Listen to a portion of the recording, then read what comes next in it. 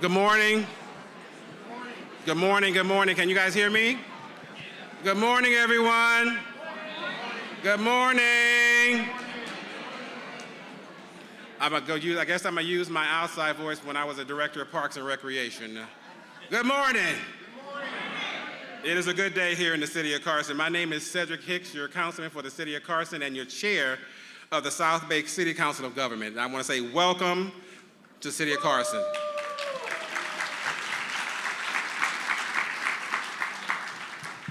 It is good to see everybody's faces. I know we're coming off of this pandemic, and it is very good to see everybody out and about. I know this is our second, General Assembly since the pandemic, and that the last number that I received from Jackie, we had over 500 participants that registered to be at this conference. So give your hands a round of applause for actually registering to being a part of this event. We're here celebrating the 24th Annual General Assembly for the South Bay City Council of Government. And we're here because of a title that we put together at the board, Artificial Intelligence, Friend or Foe for the South Bay. We are so delighted that you have chosen to join us for this very special annual event shared by all of the South Bay cities and possibly if made possible by all of our sponsors, because we cannot do this without the support of our sponsors. Hey Cedric, it's Cedric. I'm an artificially intelligent version of you created to show these people just how much I can do. I just wanted to tell you, you left out our Spanish speakers in your introduction. I won't say all of that, but Buenos días, soy Cedric Hicks, presidente del Consejo de Gobiernos de las Ciudades del South Bay y miembro del Consejo de la Ciudad de Carson. Bienvenido a Carson y a la 24ª Asamblea General Anual del Consejo de Gobiernos de las Ciudades del South Bay. La inteligencia artificial, amiga o enemiga para el South Bay. Estamos encantados de que hayas decidido unirte a nosotros para este evento anual tan especial, compartido por todas las ciudades del South Bay y posible gracias a nuestros patrocinadores. Okay. Wait, I'll also say it in Chinese and Arabic just to show off a little. 早上好，我是塞德里克·希科斯，南湾城市政府的主席，也是查森市的市议员。欢迎来到卡森市及其第24届南湾城市政府人工智能总会议。南湾的朋友还是敌人。صباح الخير، أنا سيدريك هيكس من الساوث باي سيتيز كونسل اوف جفرمنت وعضو مجلس مدينة كارسون. مرحبا بكم بكارسون والاجتماع السنوي للساوث باي سيتيز كونسل اوف جفرمنت الذكاء الاصطناعي صديق أمعدو في الساوث باي. So you see I'm bilingual. All of that was being provided through AI. So just understanding that if you don't speak the language, AI can help you with that language translations. I am really pleased that we were able to put that together for you guys. Just give a little levity of what's happening. Yes, thank you. I hope that you guys went to the exhibit hall next door because it is now closed, but I hope you were able to get all the information that we have to share for you. And keeping in mind with that, our topics and understanding that as we have our sponsors and more sponsors a part of it, many of them have come on board to really assist us. Each year, the General Assembly focuses on how the South Bay cities can and should think about specific issues. This year, we gathered with a specific focus on the topic that is rapidly reshaping the landscape of our cities and communities, artificial intelligence. We're here from experts and learn more about AI as we aim to explore not only its potential to revolutionize the way we approach urban governance and service delivery, but also to identify and address potential red flags, challenges that may arise. AI has the power of transforming various aspects of municipal operations and optimizing traffic flow and enhancing public safety to streamline administrative processes and improving resource allocations. However, as we embrace on the opportunities presented by AI, it is crucial that we do so with a keen awareness of the ethnic consideration, privacy concerns, and potential biases inherited in its deployment.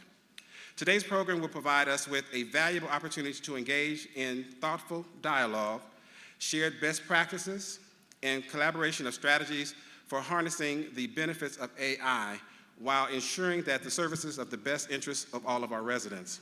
I encourage all of you to be active participants today. Ask questions, raise your hands, get involved. This is your General Assembly, and to exchange ideas throughout the entire day. Together, we are going to chart a new pathway forward that is leveraging the transformation potentials of artificial intelligence to create a more inclusive, sustainable, and resilient cities for generations to come. In keeping with today's theme, I thought it would only be appropriate that I let you know that the information that I've been reading to you and giving you in my speech was actually generated by GPT. A portion of this remarks is all part of that AI process. So what you hear me reading to you is all part of AI. Not only did you hear the information that was given to you in a different language, but also my speech in general has part of it been actually written by AI. As in the case of the past General Assembly, we can only touch the surface of AI today. Our program is planned to just whet your appetite with experts in the field to help cities address the changing times and prepare for a rapidly changing technological landscape. Because we want to provide as much information as possible, there is no defined breaks for our program, only our lunchtime for today. So if you have the freedom to come and go, but the only thing we ask that you do is do not disturb the audience or the presenters as you go through the day in and out. The other part of the program is a great pleasure to introduce my colleague, but I'm trying to say, oh, she's walking in the door now. Our Mayor Luda Davis Holmes for the city of Carson. I always say her timing is impeccable. She knows when to enter a room and and make sure she's right on time. I think that our city treasurer is here, Monica Cooper. Where is she? Somewhere back. We have the entire city administration. We have a lot of our directors that are here. I think this table to my left, they're here as well. As the mayor makes her way on up. But again, to Jackie, thanking you for all the work, to the staff at the South Bay COG. I mean, this is a yeoman's job. To David, thank you, David. David, you have been everywhere, even writing this at the last minute and bringing me a new purple folder from last night to this morning. This has been an ongoing process. Madam Mayor?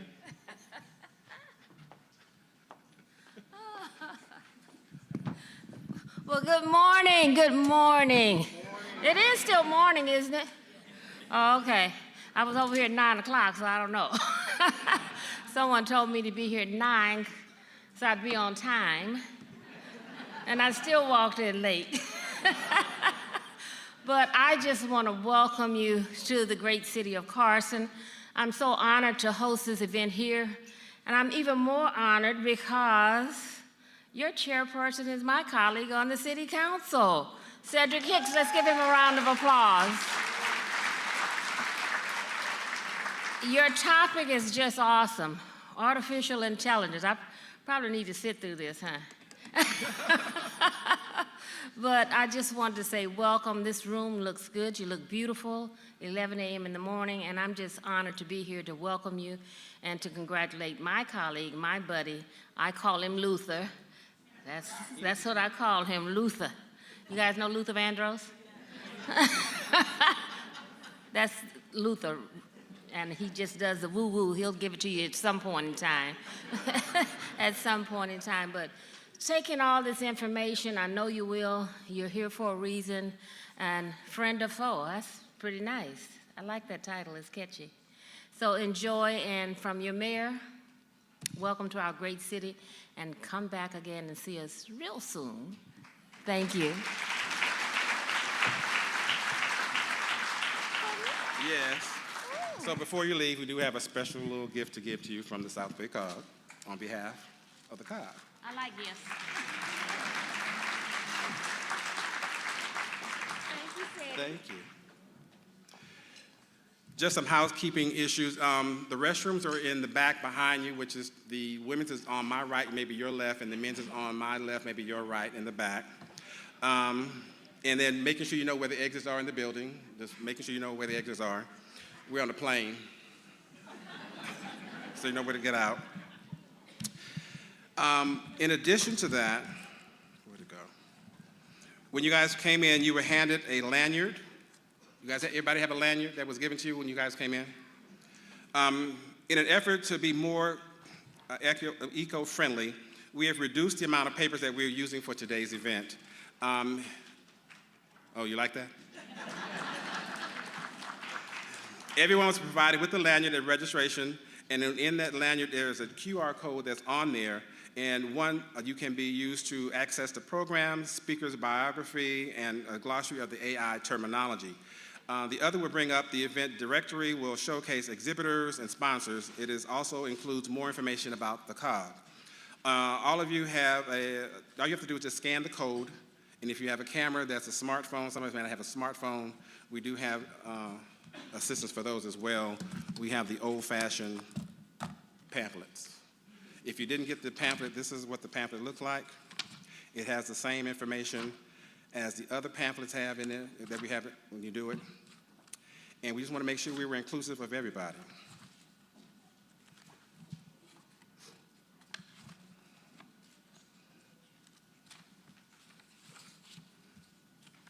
Now, you know AI just messed up everything. They gave me some blank sheets of paper. Really? But again, so you know I'm not AI. You know it's not me. And finally, when you registered this morning, you were provided with all the evaluation forms, because we need to have the evaluations, and to take a moment to complete that before you leave today.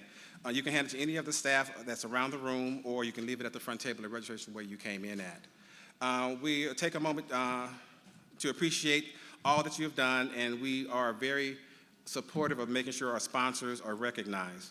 Can you please turn your attention to your table? You have another lanyard that's based on social media information. We want you to use our hashtag for the X, formerly known as Twitter, Facebook, and Instagram. It is hashtag SBCCOG General Assembly. We hope you will take selfies, photos, tweets, and posts of the activities, and let the people know that you're here in the city of Carson, and that you tag that information and let everybody know what you're hearing about AI, and that you were here along with our speakers. We were thanking our sponsors again. Without them, this event would not be possible. But for now, we want to thank West Basin Municipal Water District for providing the bags that hold the items that you receive at registration. In the bag is our trademark yellow pen. If you guys have a yellow pen, if you know about the yellow pen, raise it up. I know you've got the yellow pen. That yellow pen has been around for a long, long time. And in addition to that, we have the South Bay CCOG has put together a phone stand as a thank you gift from the CCOG. Additionally, we have included a packet of seeds donated by the Sunflower Farm Nursery in Torrance. We hope that you take these seeds home, plant them, and support an incredible biodiversity that will benefit from our states and the region. For your information, for future use, we plan to have today's presentation and related materials available.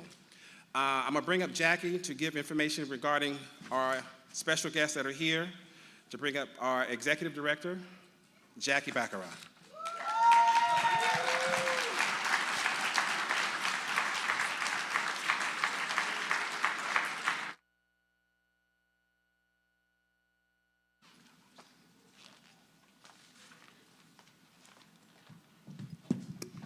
Thank you. Oops.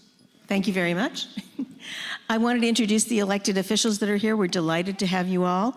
We're going to start with our cities, and you met the mayor of Carson and Cedric.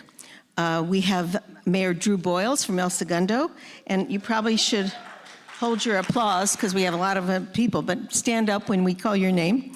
We have Rodney Tanaka from Gardena, and Rodney is the first vice chair of the Council of Governments. Wanda Love from Gardena. Wanda. Rob Saman from Hermosa Beach. Justin Massey from Hermosa Beach, and Dean Francois. 3 council members, great. We have Bernadette Suarez from Lawndale. She's our second vice chair. We have Barry Waite from Lomita. Barry. And David Lesser from Manhattan Beach. John Cruikshank from Rancho Palos Verdes. Zane Obaji from Redondo Beach. B. Derringer from Rolling Hills. Debbie Stigura and Britt Huff from Rolling Hills Estates. Mayor George Chin, John Kaji, Mike Griffiths, and Aurelio Matucci from Torrance. We also have on our board 2 representatives from the county. From Supervisorial District 2, Alfonso Ruiz Delgado is representing Supervisor Mitchell. And Jennifer Lamarque is representing Supervisor Hahn, she's way in the back, from the 4th District. We're delighted to have other elected officials here with us today. We have Nichelle Henderson from the LA Community College District. Hugo Rojas, who's the president of the Centinela Valley Union High School District. You met Monica Cooper from the treasurer of Carson. Harold Williams, the vice president of the West Basin Municipal Water District. There's Harold. And Rob Catherman from the Water Replenishment District, excuse me. And then we're delighted also to have city managers here. We have the city manager of Carson, Dave Roberts. City manager of Hawthorne, Vaughn Norris. City manager of Lomita, Joe Hefkin. And the city manager of Rolling Hills Estates, Greg Grammer. And then I want to take to honor and once again recognize 2 former chairs that we have with us today. Former Chair Kurt Wiedemann from Torrance. Kurt. And Olivia Valentine from Hawthorne, who was our chair in 2020. Thank you very much. What happened to Cedric? Okay. Thank you, Jackie.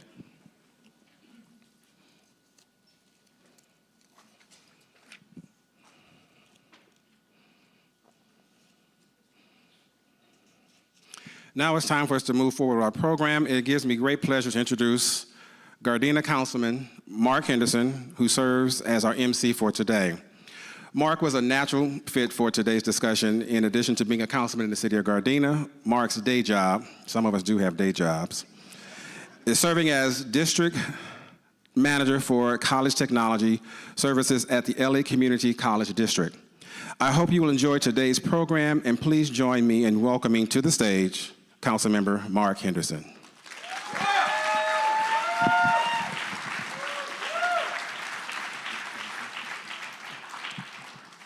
Okay, I'll let your AI stuff go. Oh, 6. Thank you for that introduction, Councilman Hicks.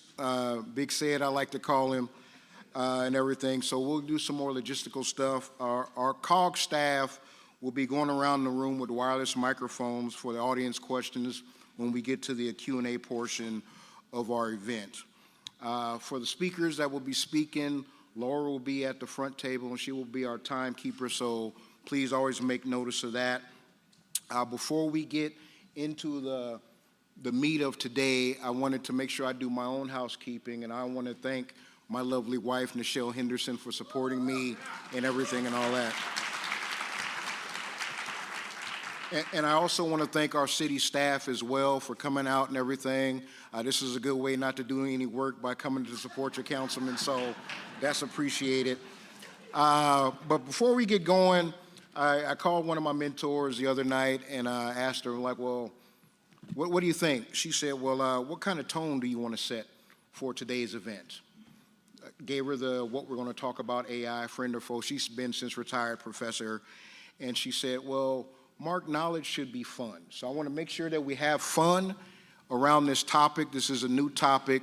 But also I wanted to share something that struck me the other day.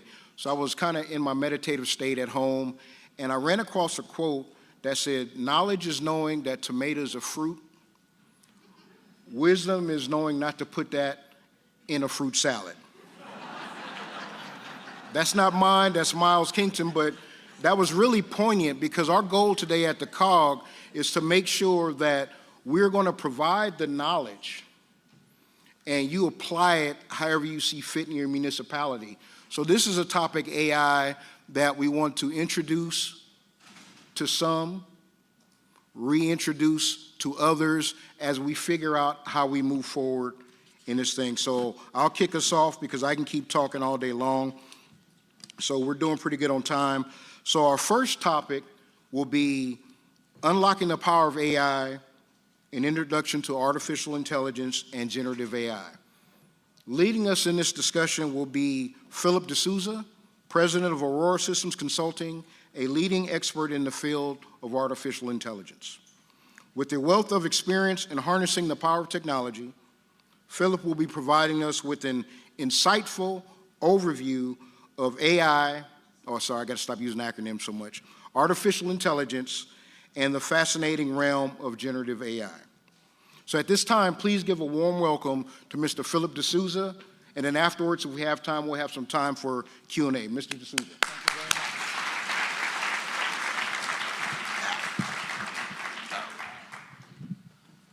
Wow, thanks for the introduction, Councilman Henderson, and thanks for that great tip. I was nervous when I heard there's 500 people here today. And Councilman Henderson says, just imagine a giant fruit salad. So thank you, Jackie and the team. I mean, it wasn't too long ago that we were drawing this up on a piece of paper. Here I am, so thank you for all the heavyweights in the room. And I'm going to explain my job to you in a minute. But the biggest thank you goes to the lady here in the front row. Laura, can you hold up that last sign that you're going to show me? So she's going to show that to me. So when it says, you know, time is up, I got to go. My job today is to help us, not me, not you, us, this great fruit salad, to navigate the content of the speakers that are going to come after me. And it's between Micah here from Arizona, city of Maricopa, who's a leading generative AI integration expert, and Mary, 78-year-old grandma at the other end, close to the exit. She was here for all the high perceived value swag, and I started. They've closed the door, so she's stuck. So between Micah and Mary, I've got to give you the tools and keep you engaged. A little bit about me. I founded a company called Aurora right here in the South Bay, actually closer to the Long Beach and Los Angeles harbors. We used to do ship-to-shore communication 30 years ago. Aurora, in the last 32 years, evolved to be a leading cybersecurity company that was later sold to an AI company out of Vancouver that's doing cybersecurity. So lots of fun, exciting stuff. I mentor high school students. I coach executives and advise businesses. That's a scan that'll do two things: confirm I am who I am in this world of deep fakes. And should you find this presentation interesting, do reach out to me on LinkedIn, and I'm happy to share the presentation, although I'm sure, Natalie, you're going to have it up and ready and you're going to beat me to it. My degrees are basically in finance. Long story for another day as to how I ended up in cybersecurity, in AI. Weekend Harley enthusiast, and my wife and I, so unfortunately she's not here, but she is watching on the live stream, so I do have to behave, have founded Aniti. It's a nonprofit that uses technology to empower girls in underdeveloped countries, using technology to have a better living. So it's very empowering and very fulfilling. So here we are, ladies and gentlemen. What the heck is going on? 2023, there's a knock on the front door at the White House, and the leading technology experts from Facebook, now Meta and Google and Microsoft, are saying, look, there's something scary about to happen. Some think it's really good. Some think it's a monster under the bed, right? What's going on? Much like coffee, eggs, wine. Is it good for you? Is it bad for you? And like my latest conversation in the gym yesterday, protein shakes. I mean, we have no idea. What are we going to do about it? So I look at this today as, and I am going to date myself, something between, Napster and Y2K. Remember the Y2K craziness, right?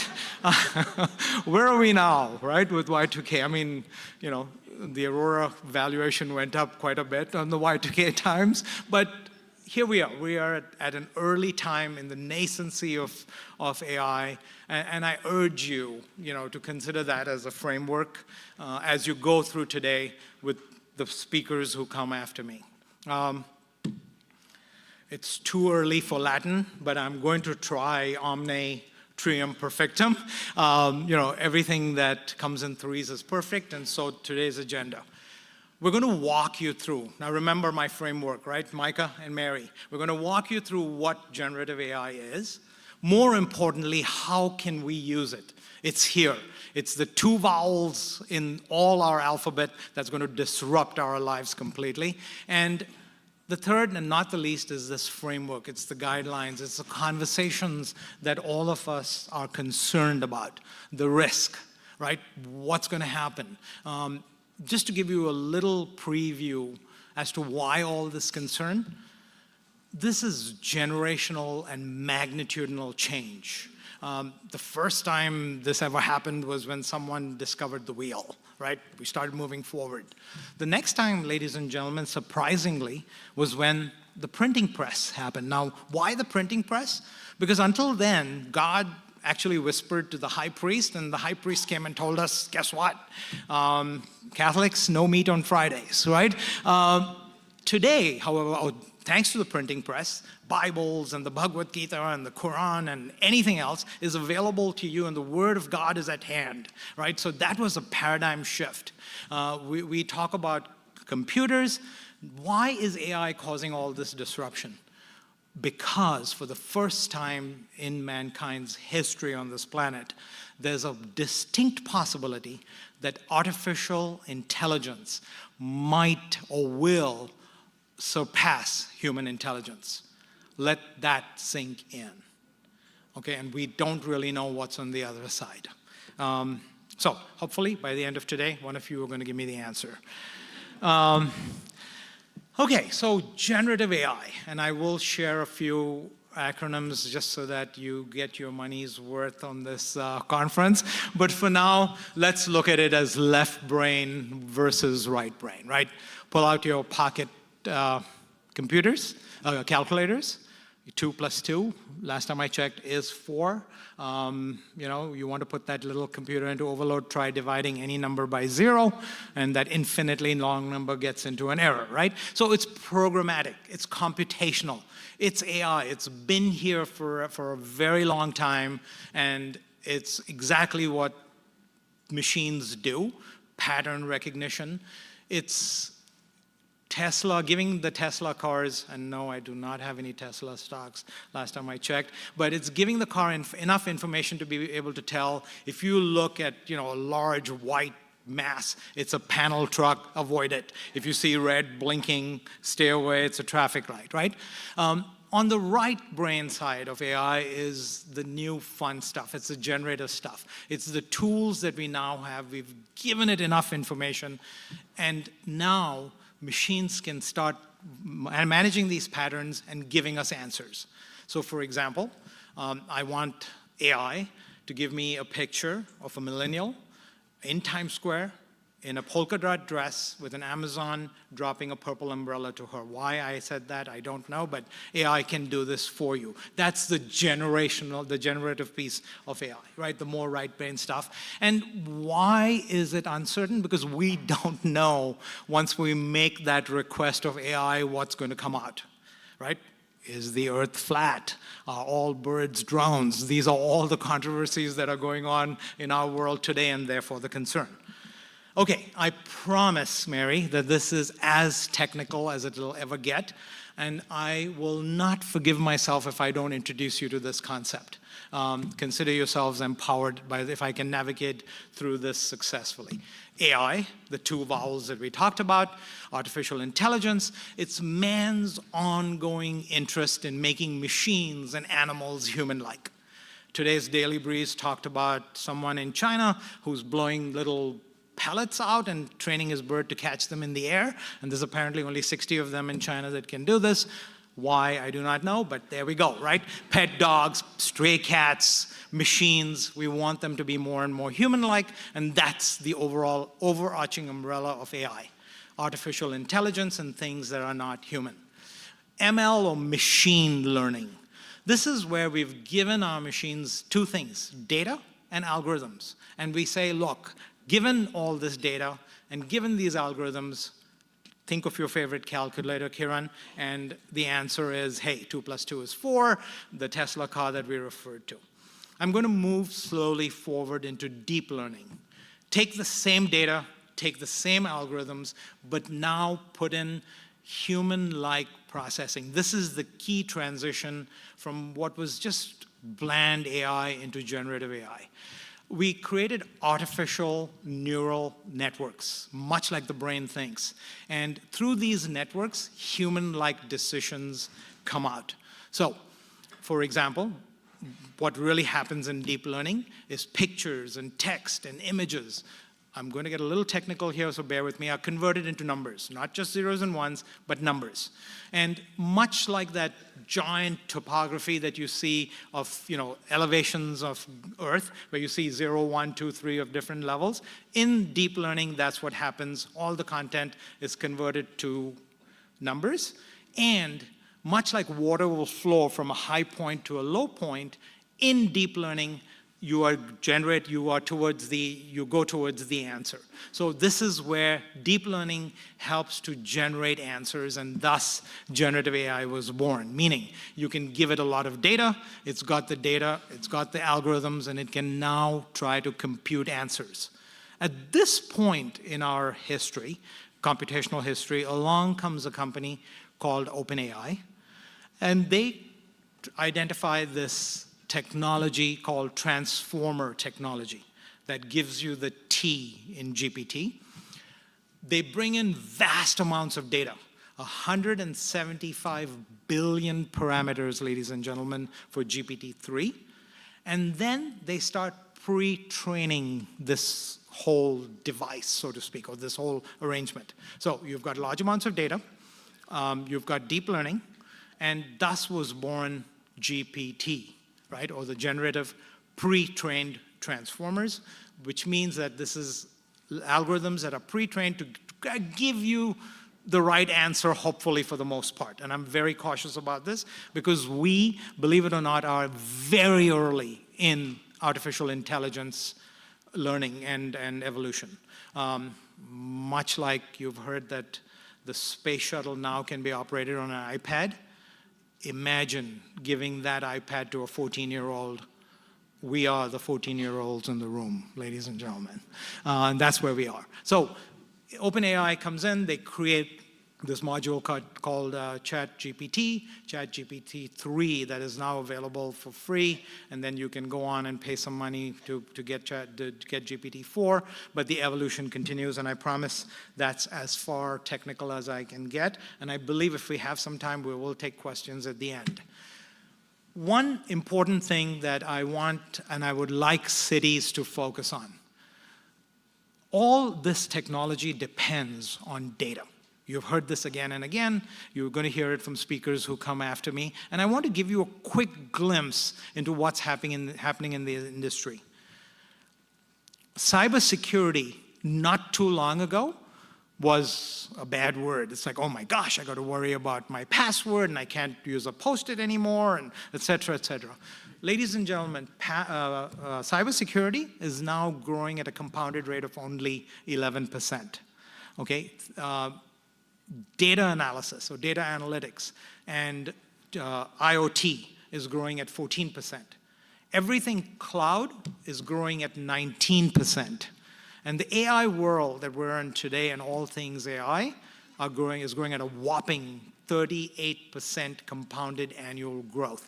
Therefore, the quick fashion statement for everyone and everything to say, hey, guys, we are AI, right? Everyone wants to get on the bandwagon. And I want to give you a quick snapshot into this volumes of data that we're creating.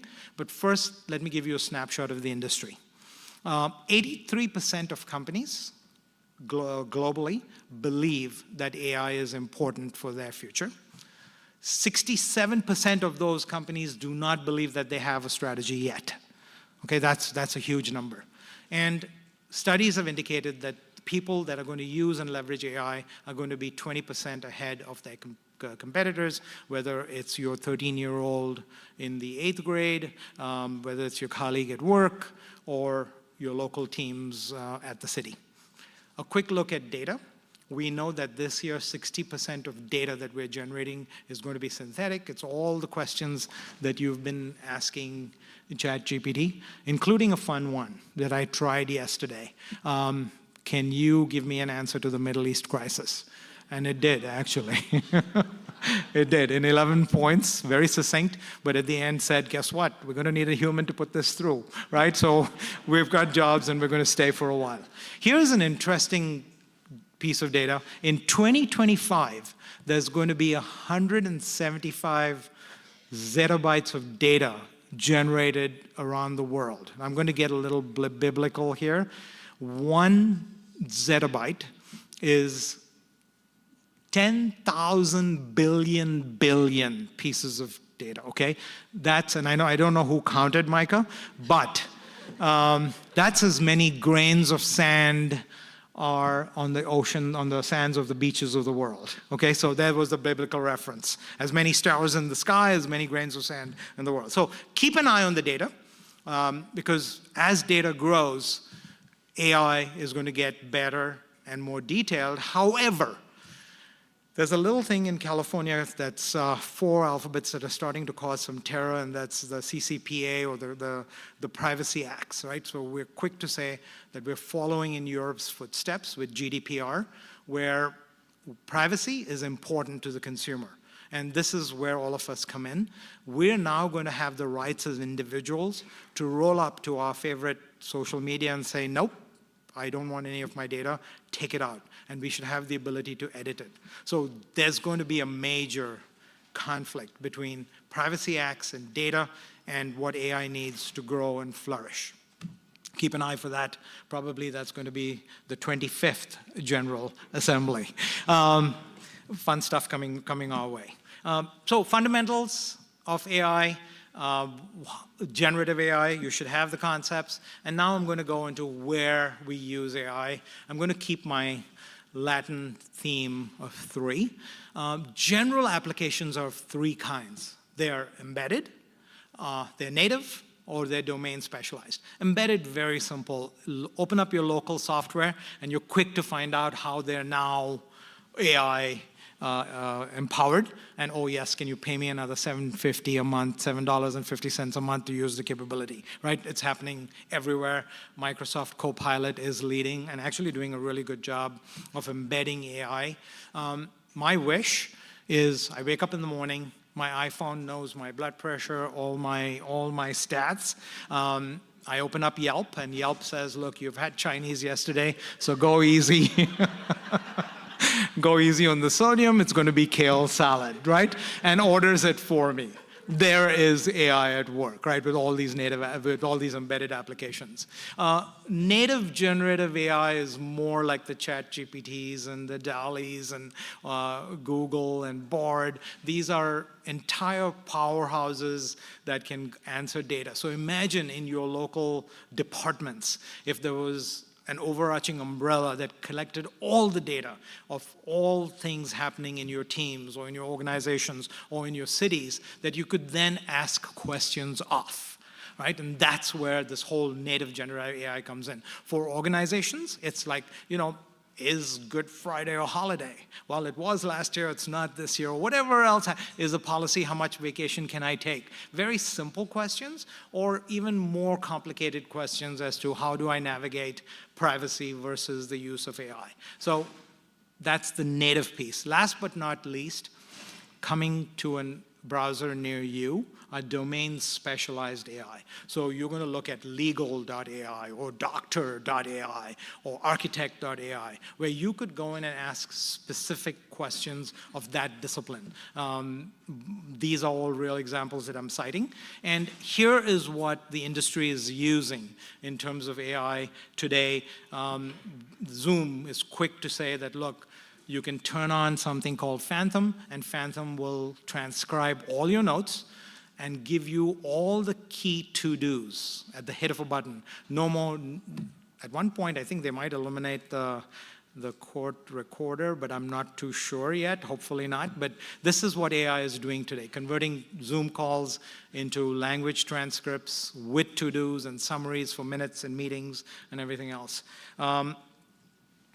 AI in local government, this is a matter close to our hearts. Imagine feeding financial data for your city, for the county, and having AI predict trends. This is a good one. I'm sorry, I'm hoping I'm not going to hurt too many feelings, but I believe there's now a compost police, so I have to look twice before I throw something in the wrong bin up in RPV. By the way, where's the RPV team? Okay, I was not here. Good job. Shout out to my home city. Excellent work on building permits and plans and everything else. Thank you. Thank you. Except, guys, the AQMD piece, okay? That takes way too long. Anyway, so imagine, right? I mean, scanning trash and making sure that compost goes in the right place, or your parking enforcement, or your revenue recognition, or your collections. You know, how are we enforcing our long-term rental laws and parking? Have you curbed or not? $400 in Manhattan Beach for having curbed the wrong way, but that's for another time. So this is, thank you, 10 minutes to go. So property, inventory, submitting plans, right? Hey guys, you're on a slope, it's rained heavily, can we please have a geology report? And okay, Philip, you're building a new front door and it's set back further than the garage, so you don't really need to have a separate site survey. Little things that AI can get ready finally for the human to approve. And so these are areas that local governments today are adopting. I'm sure the people who succeed me up on this stage are going to tell you much more fun stuff. Since I'm from the industry, this is what it looked like in January in terms of companies adopting AI. This is 6 months, guys, 6 months. Suddenly, everyone's on the AI bandwagon, and some of them are doing a really good job, right? And you'll see some names here you recognize. A lot of them you probably won't, but what my point is that there is a paradigm shift in all things AI happening in the industry with software, and now AI being embedded at the hardware level.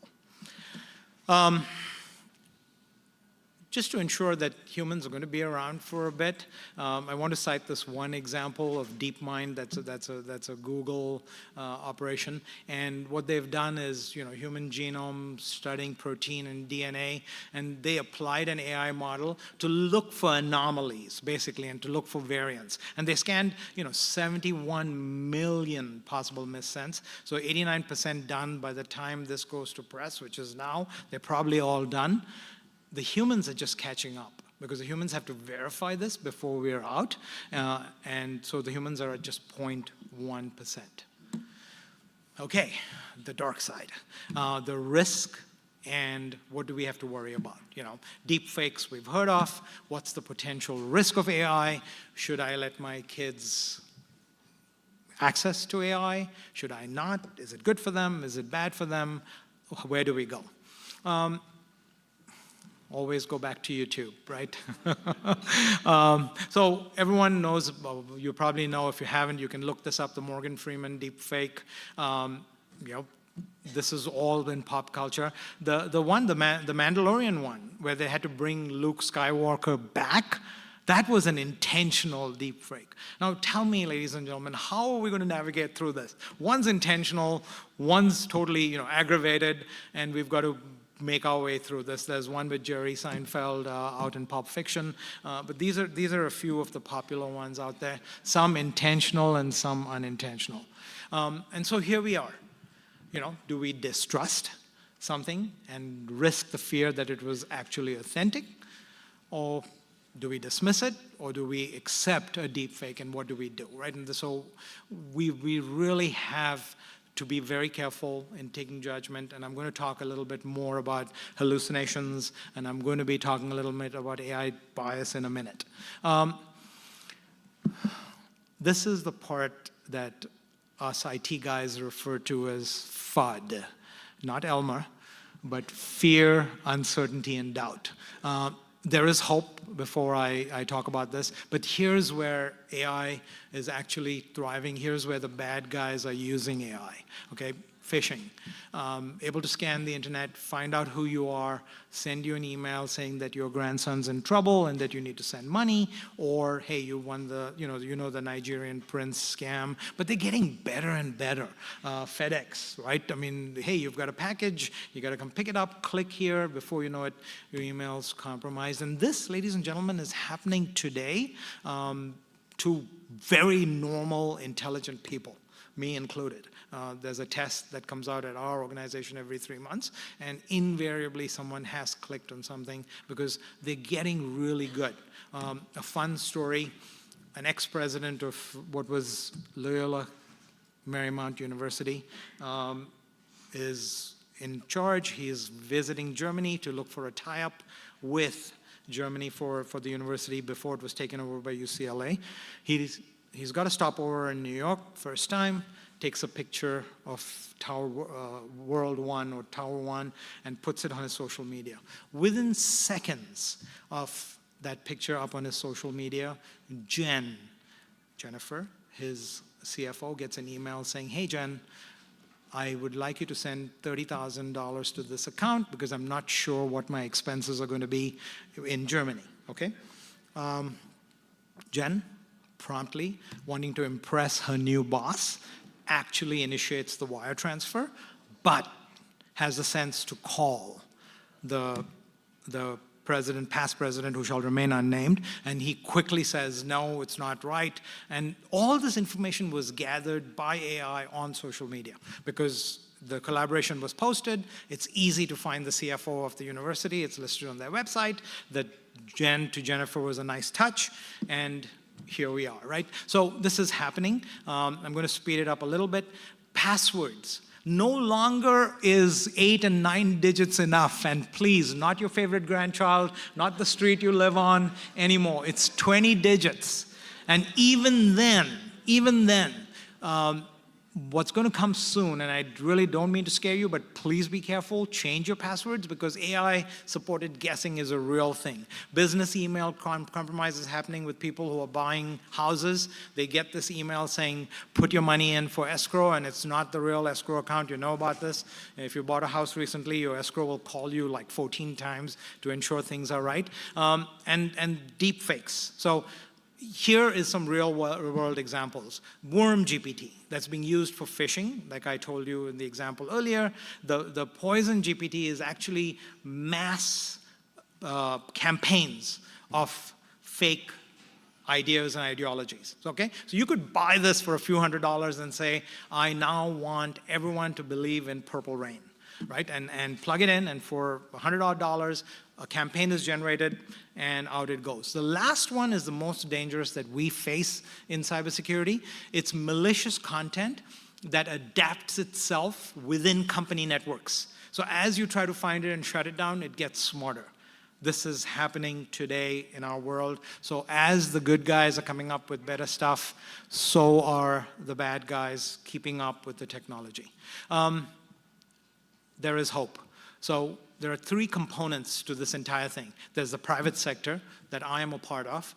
There's the public sector that's about 90% of the people in this room. And there's governance, right? So administrations, current and future, and you're going to hear from Congressman Ted Lieu, are doing great things in terms of creating guardrails. The White House has come up with a risk framework, an AI risk management framework that's going to set the theme for industry to make sure that we're protecting our people when it comes to AI and teams and data. And last August, in Vegas, DevCon 23 was a hackers convention. The White House actually sponsored hackers to break into known AI tools and come up and have them do things that AI was not supposed to do. It took about 45 minutes. But it's good. This is the conversation that we need to generate. So I talked about a fine line between real and generated content. I talked about mitigation strategies. So basically, it's a collaboration. Things like blockchain can now be used to verify. So we, the people, ladies and gentlemen, talk about things in three: of the people, and by the people, and for the people. We're using blockchain now to come up to verify things that are supposed to be secure, including a certain picture posted by a princess in London. I mean, it had a kind of a sad outcome, but still, we as people can create authenticity when it comes to social media posting. Collaboration and policy, this is probably going to be the most important thing that's going to happen in industry. Private sector and public sector collaborating with the government, which you'll hear about more. And last but not least, in the minute that I have, Laura, is ethical consideration. You've heard about this. If I create a Billy Joel song with a certain rhythm, is it mine or is it Billy Joel's, right? Whose is it? If I had 100,000 people who loaded up to AI that the world is flat, I could probably influence AI into thinking about it. So there's hallucination. The Einstein that we have in our pocket is not perfect, right? He's subject to misunderstanding and hallucinations and mistakes. So there's a certain amount of responsibility that we still have as we use AI. However, friend or foe, I vote for we're dating right now. This could probably, as my wife is watching, a successful 33-year-long marriage and fun times ahead. So, ladies and gentlemen, that's me. Those are the key takeaways. If you have any questions, I'm guessing Councilman Henderson's going to come up. But thank you very much. Give Philip a hand, first of all. So Philip, we're not going to do the Q&A sitting down. That's fine. But again, we want to thank you for this information as you scared us half to death with everything and all that. But do what Councilman Hicks did. If there's anything going wrong with the blank papers, blame AI. Blame AI, absolutely. But I do have one question in regards to the ethical use of it, and how do we as public sector agencies and just normal citizens work to make sure that we don't disenfranchise portions of our community that may not be aware of how this tool can be misused? At the moment, transparency, full transparency. So in here, somewhere is Carl Schmidt, a lawyer of great repute, I think, who's promised to come see me. There he is, right at the back. And he is working on privacy, which is a big one. We're also talking about, the intellectual rights, right? IP, intellectual property. And I would say as we navigate through these waters, full transparency is the answer. So as community leaders, as government leaders, when that debate happens, encourage public discussion and encourage participation to arrive at a conclusion, because there are certain areas that are totally grow. We're looking for the feds to provide some direction, and that is starting to happen. You'll hear from Congressman Liu in terms of direction, but for the moment, my answer is full transparency. Okay, thank you for that. Let's give Philip another hand. Thank you. And I've been tasked to give you a gift, so let me give you a gift. Thank you, everyone. This was fun. And now we can open the doors and let Mary out. So here's your gift right here. Green bags, right? Green bag? All right, there it is. Thanks a lot. I got to get it together. All right. All right, we're going to thank you again. Let's give Philip another hand for that. So our next panel, we're going to talk about steering creativity and efficiency. Driver's education for generative AI. So Micah Gaudet, who's the Deputy City Manager and Chief Public Safety Officer for the City of Maricopa, Arizona, and a leading authority on integrating generative AI in local government. He is also the founder of the AI and Local Government Network, connecting over 200 members from 190 local governments worldwide. He created the first ever generative AI course for government, which has gained popularity over 60 U.S. cities. Let's give a warm welcome. Micah, where you at? Behind me? So he's a visionary. So you're. Hey, thank you so much. Let me get Thank out you. the way. I want to find the clicker here. Well, thank you to Jackie and Natalie, David and Aaron, the rest of the South Bay team for inviting me out here from Arizona. Just a quick, give you kind of idea of who I am and where I'm from. I grew up the son of a Baptist preacher in Wisconsin, which means I'm really good at a couple things. Number one, I am a Dave Ramsey-esque level connoisseur of casserole dishes. Had tons of casserole. If you need a casserole, I'm your guy. Other thing is, I'm also very, very good at listening to people talk behind podiums for a very, very long time. So that's part of the fun of being growing up. Thank you for the time cards and things like that. We'll try to keep this on pace here. But I bring it up for this important reason. This talk we're going to have together is going to be structured kind of like a sermon, where we're going to go into some very deep ideas that have to do with AI, but they're also much, much bigger than AI itself, and then we're going to finish up with some application points. So here's the big idea that I had. I was thinking through about how we're developing training. It's kind of a lot of my work is on training on the applications of how to use AI. And I was thinking about this. I have a couple of nephews who are just starting to learn how to drive, hopefully, and what I realize is that we train drivers' education through a simplified model, right? We teach, do you know the basic rules of the road? And can you know the basics of operating a vehicle? We don't necessarily need them to be a car mechanic or a Formula One driver, just the basics to be able to get safely from point A to point B. And then what we do is in very structured and progressively hazardous environments, we introduce them to things, right? On day one, we're not going to take my nephew Aiden out on Interstate 10 in downtown Phoenix and let him go, right? First, we start maybe in a parking lot, maybe a couple parking lots for Aiden. And then little by little, we introduce him to these different concepts, right? This is how we do driver's education training. And I think the same thing should apply to AI, where we don't necessarily need everyone to be an expert. We also need to make sure we're structured in a way where it introduces people to the hazards of AI in progressive manner, right? My only hope with driver's education is that by the time my 9-year-old learns how to drive, self-driving cars are very popular and we don't have to worry about that anymore. So let's see here if I can get this to work. So let's dive into the deep end here about AI. And here's a couple of quotes here that maybe you've heard about or thought about, kind of similar ideas when it comes to AI.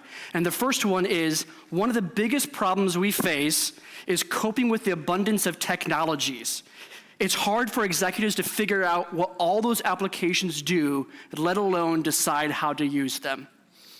Second one, so far as the influence upon the mind is concerned, there can be no rational doubt that it has caused vast injury, superficial, sudden, unsifted, too fast for the truth. And then finally, it has its limitations and its perspectives are invariably false.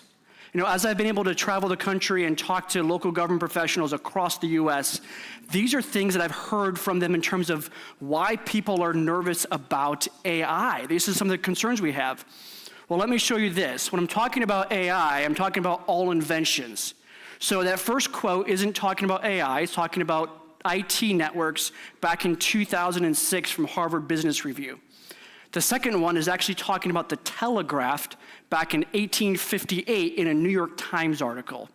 And finally, the third one is about photography when it first came out from an Atlantic article in 1887. So the reality is, as a human being species, we've always had trouble is a bad word for it, but we've always had concerns about new inventions, right? AI is no different, it's a new invention, but what I want to give you a collective sigh is this. We've been through it, right? Somehow, some way, we managed through the telegraph, and now we're better for it. So here's another quote, and I'll give you where this is from at the end of our time together, and it's this quote right here, and I think it's relevant to today. The elements of danger are with us, and the questions of safeguards demand the most careful consideration by our municipal authorities. That is relevant on March 28th, opening day of baseball in 2024, as it was when this was written, and I'll explain where that was towards the end of our time here together. So, what's the big deal? Why does this all matter? Why does technology matter? Why does this transformation of technology even matter? Why do we care to come together and have this discussion? Here's why. Microsoft Word. What does Microsoft Word have to do anything? So Microsoft Word was invented in early 1980s, 1983, I think, about when it was. Right? It kind of came into popularity in 1983. So let me give you an example of what this has done to the landscape of local government in the past 40, 50 years, and really in the last 10, 20 years, if we're being honest about it. Let's take an example. You could let's say you're hiring for an HR director or an assistant to the city manager or an executive assistant to Jackie over here, because she does so much work, maybe she needs another person to help her out with all the work that she's doing. You could have the absolute best person for that job. They could hit everything you want, right culture fit, they've got a good work ethic, they've been in the industry for a while, everything lines up perfectly. If they don't know how to use Microsoft Word, you're not going to hire them, and in fact, you're not even going to interview them. That's the reality, and that has been the reality for the past 10 to 20 years now in local government. This technology changed the way we do hiring, changed the way we do business. And if we're not careful with it, AI is gonna have a very, very similar end result. There's been said that AI won't replace people, but people with AI will. And why does that matter? Well, that matters is because what we're trying to do in local government is build and steer to an end goal, right? When we talk about steering efficiency and creativity, it means we actually know where we're going. And so often in local government, what we do is we focus on efficiency as being the end-all, be-all. We get really, really efficient, right? You see the circle, a very, very efficient circle. But where the heck are we going, right? And that's part of the issue here with local government, what we need to focus on in terms of what AI can do. AI will enhance your efficiency. It will make you more efficient. But what you need to do, and what we need to do as local government professionals, is decide, are we being efficient in the right things? Efficiency for the sake of efficiency isn't necessarily desirable. And here's why. If you all remember this company called Kodak, right? So Kodak actually was the first company to invent digital camera technology. Invented it way early on, way back in the day. And they said, do you know what? This ain't going nowhere.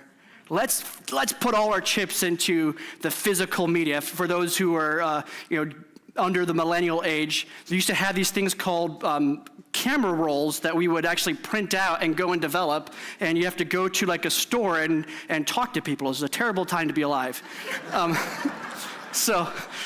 But Kodak did that, and what happened to Kodak? As a result of them not seeing where the business was going, as a result of them just having focus on efficiency for the sake of efficiency and not knowing what the direction they were going, they went bankrupt. And I know what we're thinking here, right? That's Kodak, that's a business. Governments don't go bankrupt. We don't have that problem. Well, if you remember back in 2013, City of Detroit went bankrupt, and by the way, they are still dealing with the ramifications of that even to today. Here's another one. In 2020, I believe it was, a city in Alabama just outside of Birmingham went bankrupt, filed for bankruptcy. Even today, 4 years later, still having trouble. If you follow this kind of news like I do, you know that across the pond and our friends over in the United Kingdom, half of local cities in the UK are going bankrupt. I have a friend of mine who lives in the second largest city in the UK, Birmingham, and his council is now filing for bankruptcy.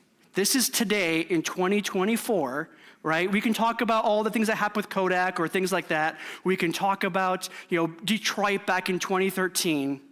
This is happening today, and unless we have a wake-up call to know we have to get good at being proficient and being productive in the right things. AI is an accelerator, okay? An accelerator is very, very helpful when you're going the right direction on the highway. If you're going the wrong direction, it's downright deadly. Jennifer Polka is an author of a book, best-selling book called Decoding America. Back in January, she was invited to talk to the Senate committee about artificial intelligence, and this is what she said. She said, in many areas of government service delivery, the status quo is frankly not worth protecting.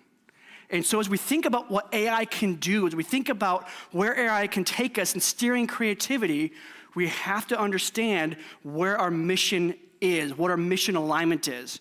You know, when we talk in the city of Maricopa, one of the things we're really hyper-focused on is doing the things that meet the mission of the city and hyper-focusing on that. And that means, as a byproduct of that, that means we need to stop doing the things that no longer meet that mission. You know, I've kind of joked with some of my colleagues in the city that we have all these awards for new inventions and new services that governments put together. I think maybe we need an award for stopping something. Like that's where real innovation is at, right? Real innovation is looking at your city mission, looking at what you want to be as a city, and identifying those things that no longer meet that, and then stopping it. Because as my city manager in Maricopa, he's actually retiring in about 4 days, his last day is Sunday, one of the things he says is that one of the dangers of success is we become really good at doing the wrong things. And so that's why we talk about AI. That's the foundational principles of what we need to understand is that AI is not going to tell you where to go. That's why we have elected officials. That's why we have those of us in the city management space. That's why we have staff and whatnot to be able to put our human brains together because we know what it's like to walk outside our neighborhoods, what that feels like. We know what it's like to talk to neighbors and know their pain points, know their struggles, right? With our, I get to oversee all of our public safety team for the city of Maricopa, which is just a phenomenal opportunity for myself and working with firefighters and police officers across the city, right? It's Mrs. Smith at 2 o'clock in the morning when the fire department is called out that's going to drive the direction of the city and going to set the tone for what we are as a city more so than just an AI model. And if you're aligned to where we need to go as a city, if we have a clear vision of what we want to be, everyone row in the same direction, then we can layer in AI to help us get there more proficiently and more effectively. But seeking efficiency for the sake of efficiency, how many times have I heard, this AI product's going to 10x your productivity? Well, is it being productive and doing the right things? Is it aligned to the mission of the city? Are we going the right direction? It will make you productive, that's for sure. But is it doing the right things? So only after we know where we're going can we develop a plan to get there.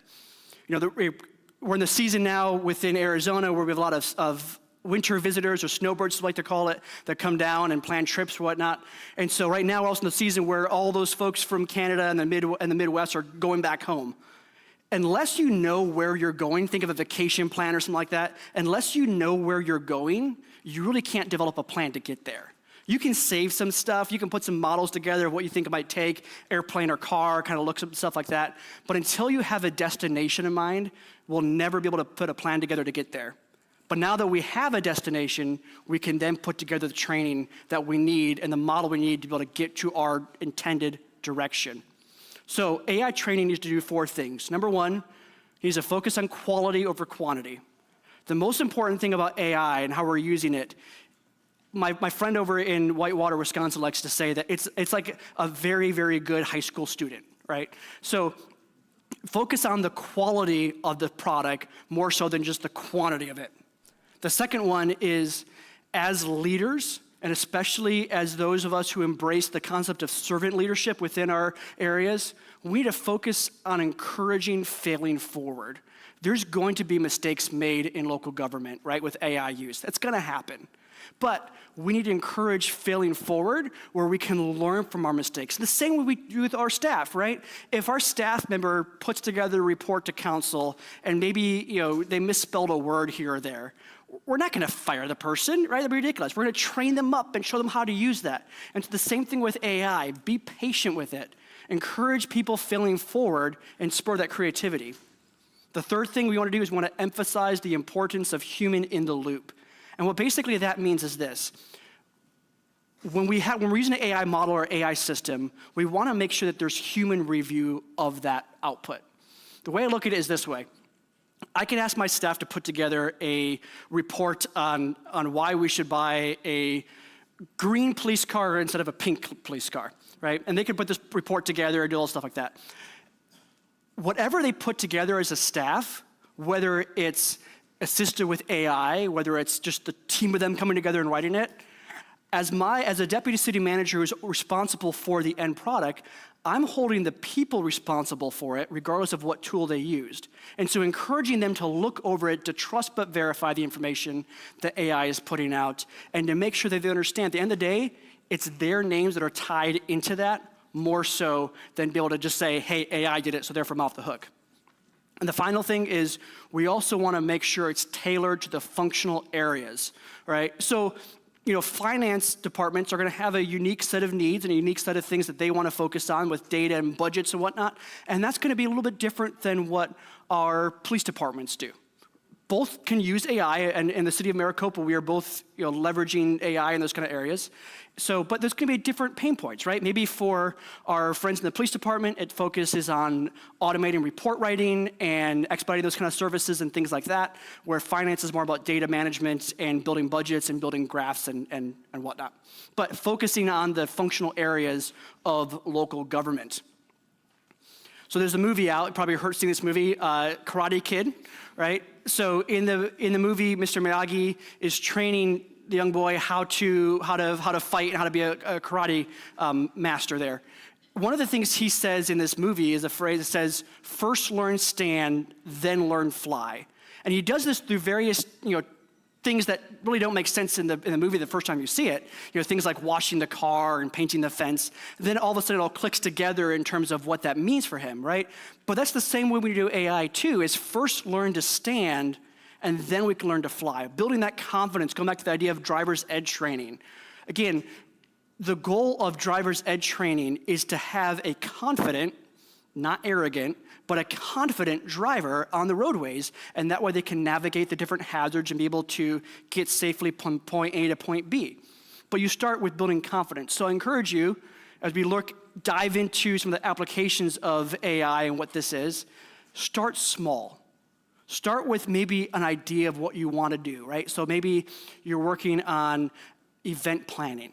Just say, hey, how can I plan this event? What could I do for this event in this city? Start really, really small, and start in an area where you have a level of domain expertise where you can kind of see if it's giving you some wrong answers, right? That's very important too. Start with the domain that you have a lot of knowledge of, and that way you can kind of cipher out, okay, yeah, this is hogwash, or this is accurate.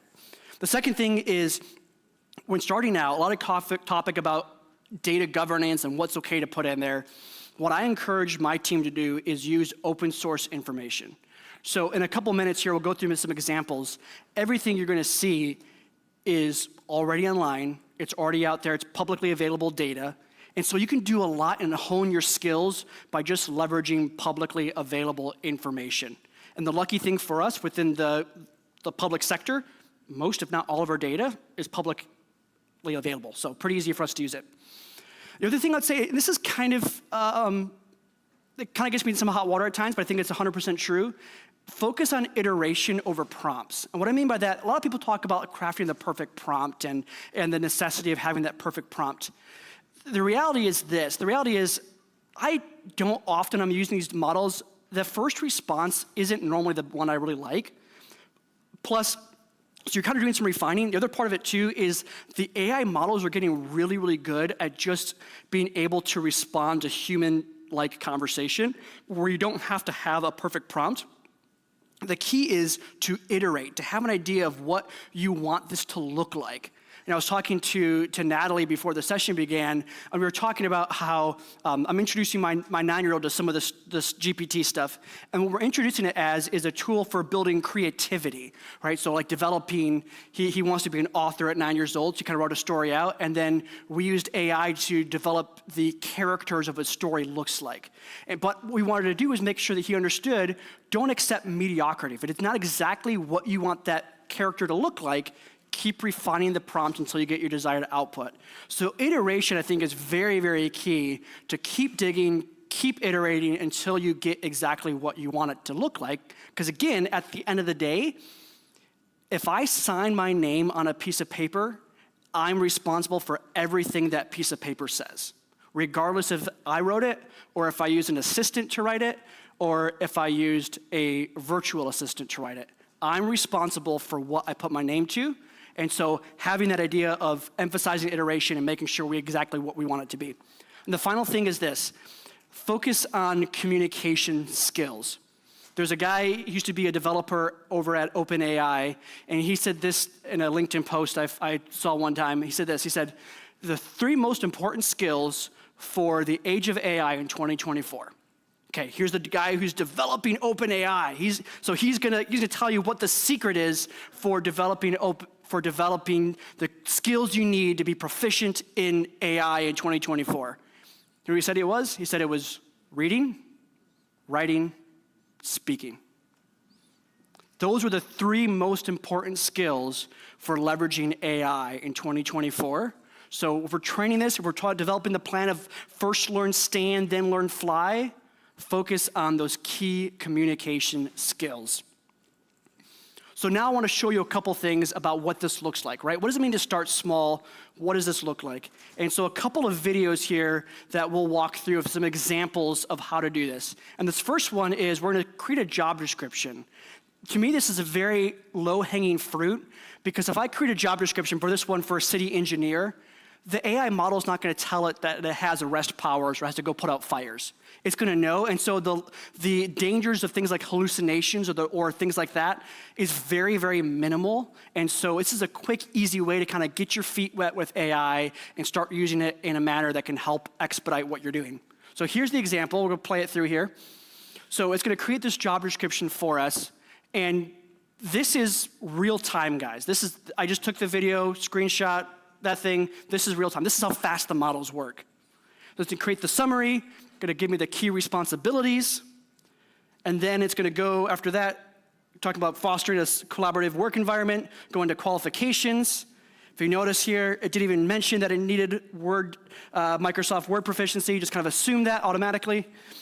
And then we go into the physical requirements, salary, benefits, how to apply, and things like that. Just off the top, was able to create that tailored to the city of Torrance, our friends over there in Torrance. Here's another example here. Okay, so right now in the state of Arizona, we're in legislative session. I don't know if you guys do the same thing in California for our legislative sessions are somewhat similar, but lots and lots of bills coming out. And so part of what I get to do is review some of the bills and provide comments for our government affairs director, especially the ones that have to do with public safety. And so what I'm able to do is use AI to do this. All these bills are publicly available. You can go on the AZ legislative website and find these bills, pull it off, and then you're good to go. So I put it into AI and say, provide an executive summary of this bill. I was going to read over it, provide an executive summary. This is one, it looks like Assembly Bill 38, light pollution control here in California. It's going to provide me a summary of this whole thing. That way I can get kind of down and kind of get a basic idea. Going back to the human in the loop idea, I also make sure I read over the entire thing as well too, right? It's important to, because these are things that you never know, I don't know if it is about California or if it's the same in Arizona. You never know what those knuckleheads will put into a bill. And so I want to make sure I read the whole thing. So it's going to give me an executive summary, and it's going to give me this whole thing here and give me some ideas of what I can do to make sure that as a city, I'm able to comply with it, or I'm able to provide comments to it. So I can say stuff like, how will this affect the city of Maricopa? What are some comments I can put on this to make sure, in case it's a bill that we want to support, or maybe a bill that we're kind of hesitant about, we can put those different things in there. So we can say, assume the role of a city manager in Redondo Beach, create a memo to council on this and how it might impact the city from an operational perspective. And so we can put this memo together, and here we have it. Here's a memo that we can bring to council and inform them about the different changes that happens at the legislative arena. So super, super easy. Again, publicly available information. I'm not compromising anyone's data. I'm not doing anything that's unsafe or anything like that. I'm able to use this in a safe and simplified manner. A little more risky because we don't want to put the wrong comment in or not have the right information. That's why we emphasize the human in the loop idea. Then what we're going to do here is we're going to have it this memo. I took a press release from the city of Redondo Beach, and I'm going to have them put that image of the Redondo Beach logo and make this into a Word document with our header for the city of Redondo Beach. And so it's going to do that. It's going to download it here. We're going to be able to open it up. And here we have it. That whole thing now is within a Word document. And now I can send this out, edit it, make any changes I want to. So super, super awesome what we can do there with this. Here's another one here. So we're gonna assume the role of an HR director. And one thing with prompting is important. I just don't think it's as important as iteration, but I don't want to discount prompting. And so you'll see here is like give it roles, right? I'm saying assume the role of a city manager. Here, assume the role of an HR director, and I wanted to create a comprehensive policy on sick leave and the various types of sick leave and disciplinary actions, what happens when you don't have sick leave or don't use it the right way. So here we go. It's gonna enter it here. We're gonna see if we can create this for the city of Lomita, California. And I hope I pronounced your name right. Lomita, thank you. So here is the city of Lomita leave policy. We're gonna go through, here's the purpose, the scope. It's gonna give me the types of leave. It's gonna go through this whole process. And here's something I would do too, right? The way I would use this in a practical standpoint is I would use this as a draft, and then I would meet up with our HR team, with our policy committee, and we would discuss this as individuals and make sure the language is right, have multiple eyes in it. Policy is very important. Have multiple eyes in it and make sure it fits the exact tone and what we want for our city here. So it's gonna go through, here it is. The policy is provided for us, a great starting point, especially when we want to maybe change some language in a policy, maybe adapt something, maybe there's a new law that passed, we adopt a policy, or we wanna have maybe something happen and we wanna kind of refine some things. Great way to do this is by using AI to kind of a launch pad and a launch point to get started. So one more thing here. Here's some of the things we can do with data as well. So this is a data set, and we're gonna say, what is this? What's this? No context, nothing at all, just what's this? Okay, uploaded this file here, information about its contents, it's gonna look over it. Want it to review it. I'm trying to see if it just knows and can review without me giving any kind of context. So that's what I'm trying to show you guys, is what it can do with no context, nothing at all, just a file, here's what it can pull out. It's pretty impressive. Okay, this is about detailed financial operational data for various enterprise funds related to sewers, solid waste, and water services in various cities in LA County. So it's gonna go through, look at that. We're gonna get another prompt here in a second as it analyzes all this information. Again, no context, nothing at all. Obviously, if I'd given it context, it would have been a lot easier and a lot better, a faster process. But I want you to see what happens and just how the model works on its own without any previous parameters set up. Here we go. Provide targeted insights to the cities we mentioned. Talking about the area of interest. I'm doing here, you see what I did there? I basically just highlighted over that and then clicked the quotation marks. It's a cool feature that allows you to focus on anything within your document. So say you're writing a policy and it just went off the rails, right? Say it said, sick leave is automatically denied unless you are a fan of the Arizona Diamondbacks. And so obviously you want to change that in this area of the world, and so you're going to put in there, you can click on that, and then you can just simply say, change this to be only for fans of the Dodgers, or only fans of the Angels, or something like that, or only fans of the Braves, my gentleman back there wearing the Braves cap. So we're going to also do this here is we can say, can you build a graph for the sewer enterprise tool? And so I also want to show you this, is I misspelled for. Right? I spelled it for as engulfing, not for as an FOR. But the model is intelligent enough to know when you misspell the word, and it's gonna create us a graph right there. We took just a simple spreadsheet, pulled out the data we wanted to see, and created a graph in approximately 3 minutes. Think about what that could do for your time frame, for your budget analysts, for your data folks. So, in summary, AI accelerates progress, but not all progress is beneficial. Progress is beneficial when it meets your mission. Second thing, only after you know your destination can you develop a plan to get there. Your destination is simple. It's your strategic plan, your 5-year, 10-year plan. That's your destination. And so layer in AI to support getting to that destination as opposed to just having your strategic plan being, I want to use AI. That's not a strategic plan. That's foolishness. Have a strategic plan, and then AI can be layered in to help you get there. Final thing is teach AI like driver's ed. Build confidence. That's what we want to do. We want to build confidence in our staff, build confidence in our use of it. And then the more confident you are, the more you can see when it's hallucinating or when it's giving you wrong answers, but build confidence. So this quote I gave in the beginning, the elements of danger are with us, and the questions of safeguards demand the most careful consideration of our municipal authorities. Where did this come from? Came from 1890 on automobiles when it first came out. Luckily for us, we have completely solved the issue of traffic in our cities, so we don't have to worry about that, right? I don't know, it's like same thing in Phoenix, right? Traffic everywhere. But if it was true back then in 1890, I think it's true today with AI. We have to be careful with what we're doing. We have to be aligned to our mission and our vision of what we want to accomplish. So thank you so much for having me out here. I really appreciate it. Thank you, Jackie. Thank you, Micah, for that. We got a little time for a question or two. Is there a question? Anybody have a question? We got one question here and one question there. Mics are coming around, so hold on 1 second.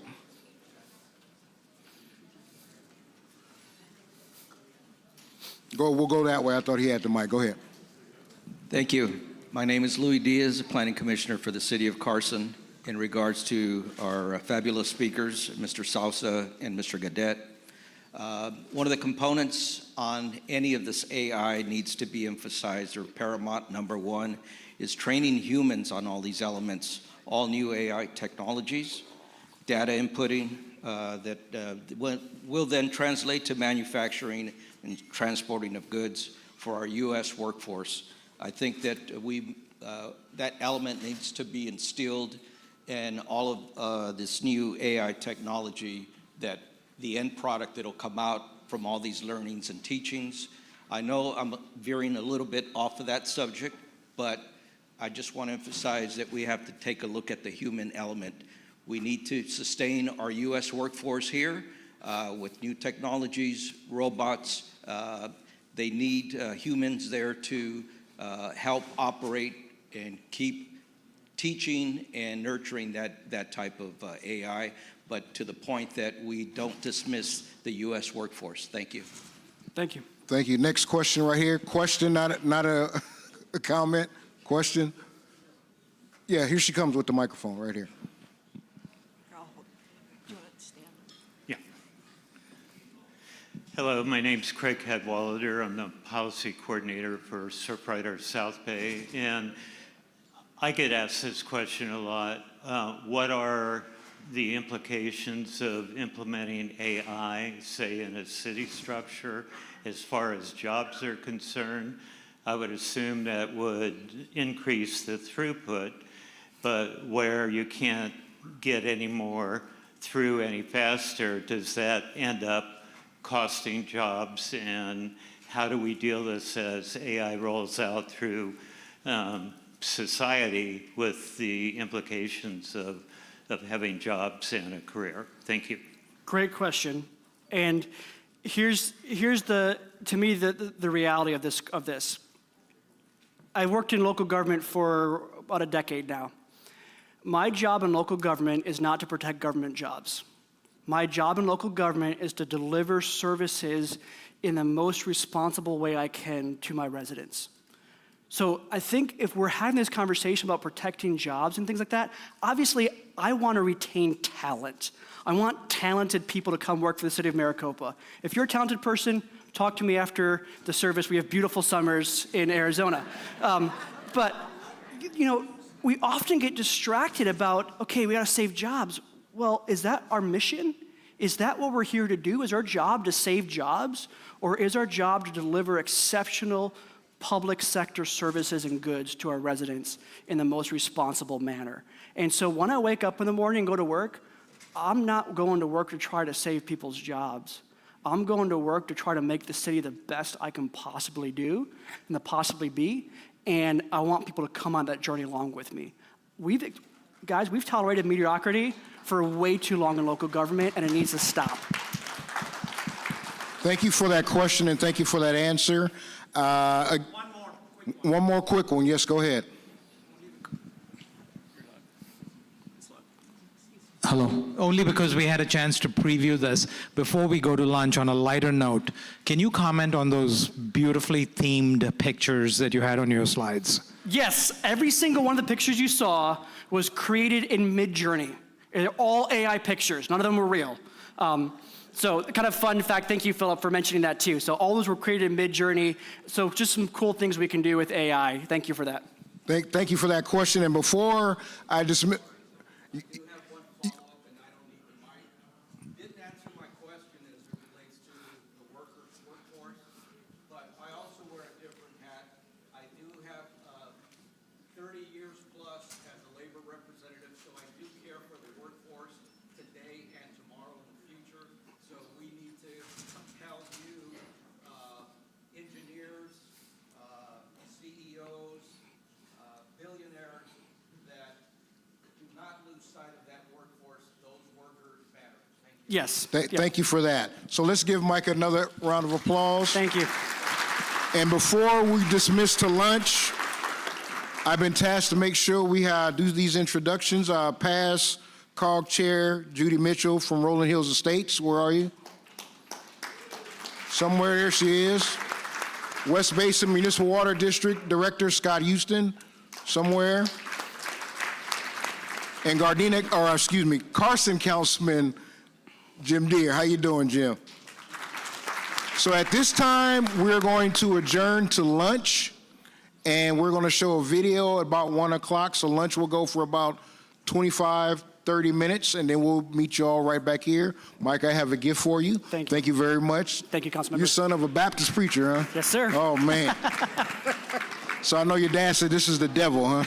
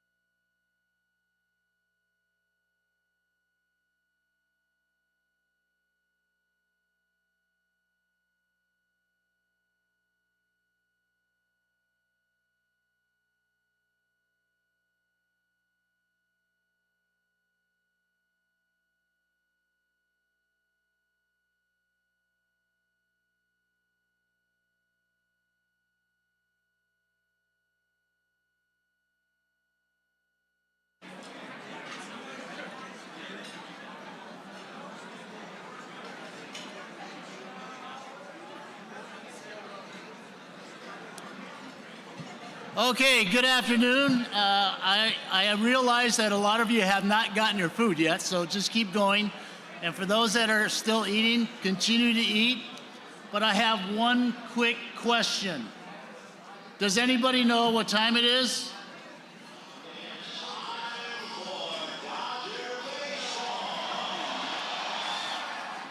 So right now the Dodgers are playing their homecoming game, so let's keep them in our prayers for us.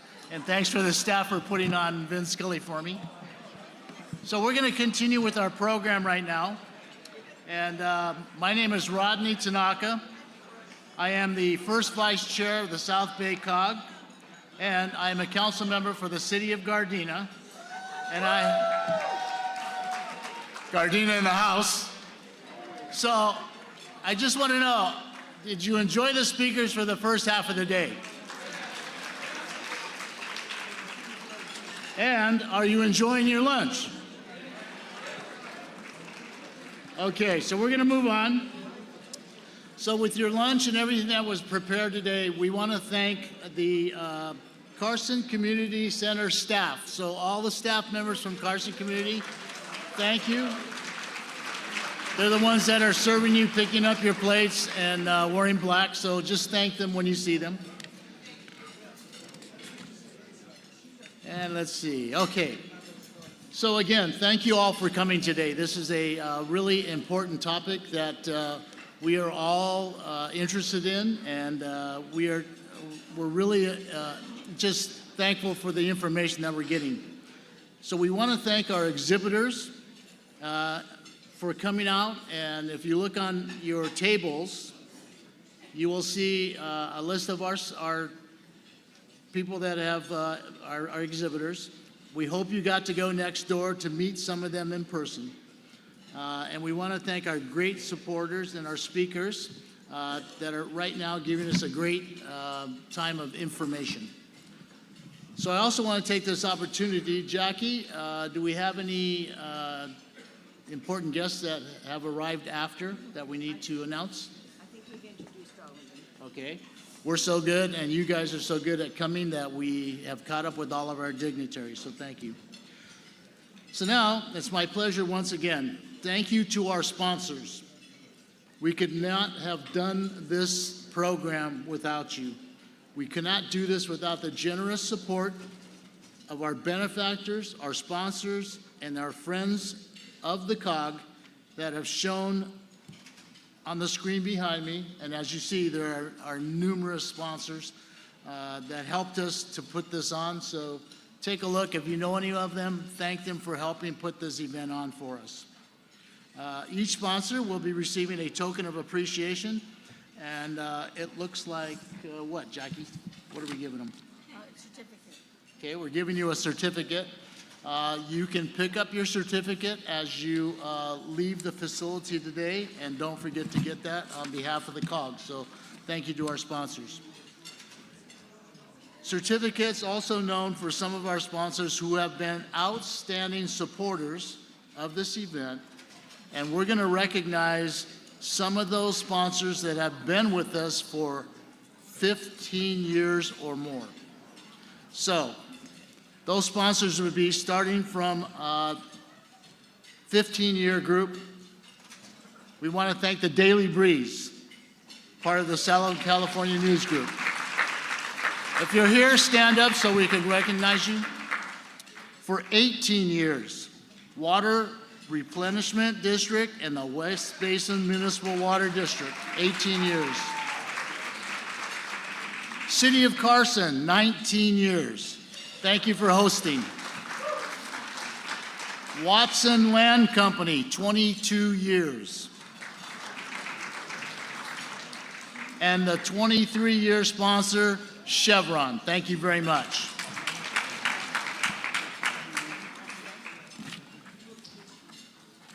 So, speaking of indispensable, we want to thank our hard-working South Bay COG staff and volunteers, because this truly is all hands on deck. So all of our COG members, volunteers that helped put this on, please stand up and be recognized. Come on, Natalie, stand up. You did a lot of work.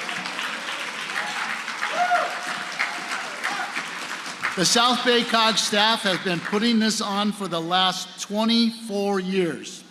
And I personally, as a member of the COG, want to thank you all for what you do for us. Now, because of your dedication, because of all your hard work, this event continues to be a premier event of the South Bay, so thank you very much. Now, don't forget that in the folder that you received when you registered is an evaluation form. This form is really important to us. So, before you leave today, make sure you fill out that eval form, give it to one of our staff, or leave it at the front desk before you leave, because we do use this evaluation form to help make our events much better, and we listen to what you have to say. So please fill out those out. Now, it's my distinct pleasure right now to introduce our Executive Director, Jackie Backrath. Jackie's leadership and experience are critical elements to the success of the South Bay COG initiatives. I'd like to ask Jackie to come join us now and share a little bit more about what the COG has been doing since we last met last year. So Jackie, the floor is yours.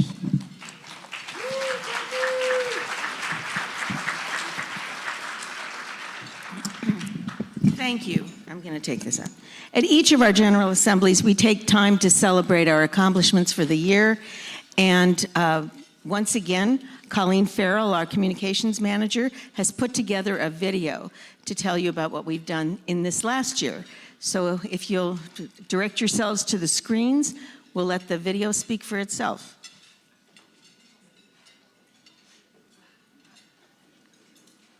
We are the South Bay Cities Council of Governments. We work with our 16-member cities and the County of Los Angeles to improve the quality of life for the South Bay. Our programs include South Bay Sustainable Strategy, Environmental Services Center, Technology, Social Welfare Equity and Access, and Advocacy. Here's a snapshot of what we've been up to over this past year.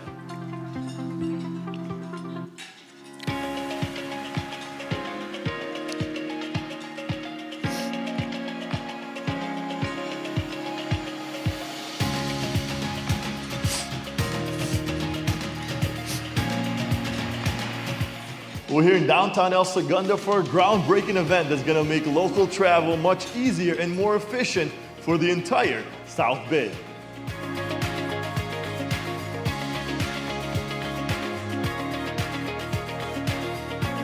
One of the things that I just learned, though, is that we're the first city in the world to have a network of low-emission, slow-speed streets dedicated.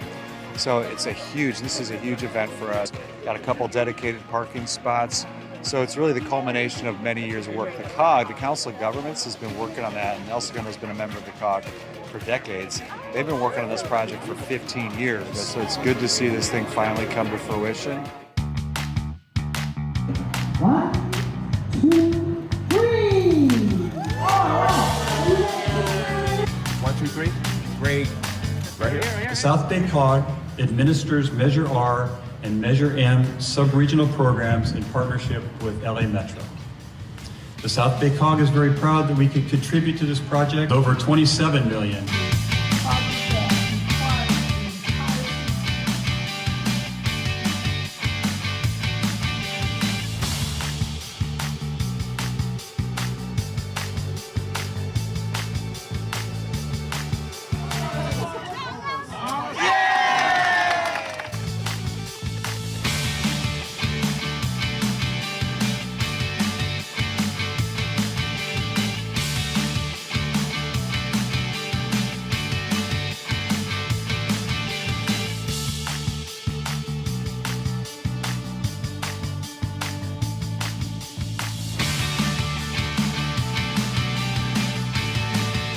Congratulations. Congratulations. Congratulations. Congratulations.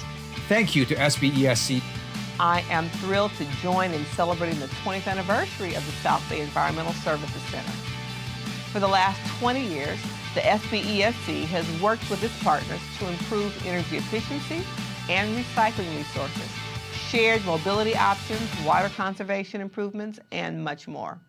We created climate action plans back in 2017. Some of our cities maybe don't have the time or capacity with staff to go around their facilities and get this like detailed workbook of all the lights and energy using equipment. So we hope to relieve that burden a little bit by us taking those pictures and making these site visits and making all the recommendations they need to make well-informed decisions on purchasing energy using equipment.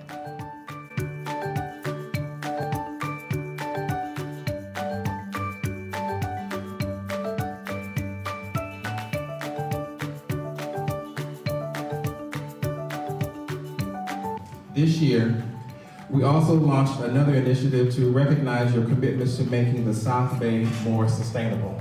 The South Bay Energy and Climate Recognition Program allows cities to respond to energy efficiency and sustainability in their own unique and independent way, but also together.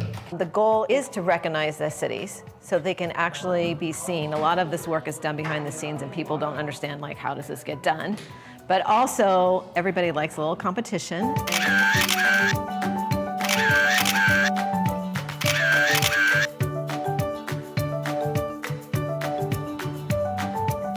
Good morning. Let me give you very good. How are you? This morning we are giving away 300 free rain barrels to the residents within West Basin service area as a way to conserve water. The South Bay City Council of Governments and the South Bay Environmental Services Center has been a great partner with us since 2006. They really help to market, promote the program. They take the RSVPs. They have staff out here today doing the registrations. So they're a crucial partner of West Basin, and we couldn't do this program without their help. West Basin has been around since the 40s. We've seen a significant decrease in water demand throughout our service area, but in these last few years, and especially since our partnership with the CCOG, we're at an all-time low. Here's to a clean, green, and very bright future.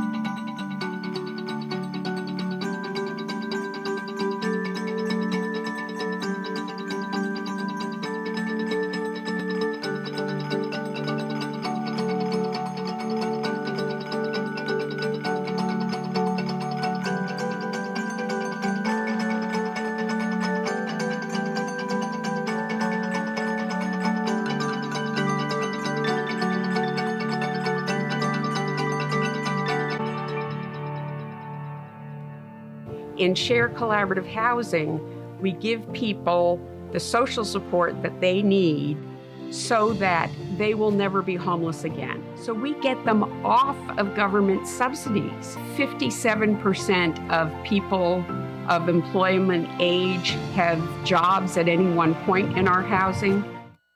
We are the South Bay Cities Council of Governments. We're excited about what 2024 holds for the South Bay subregion. Please visit our website to learn more about our programs. Thank you for coming. Enjoy the General Assembly.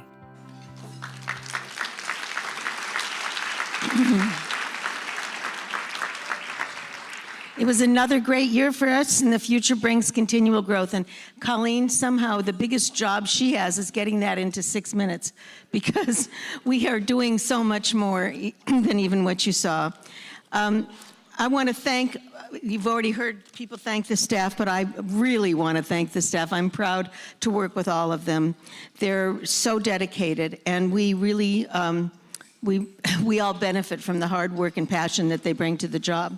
This year we have 3 great Civic Spark Fellows, which are postgraduate students that have been with us since August, and they add such vibrancy to our office. It's fantastic.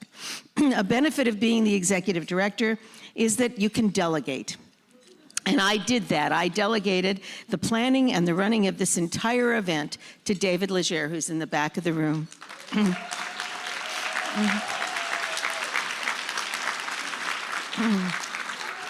Thank you for recognizing with me that he's done a fantastic job.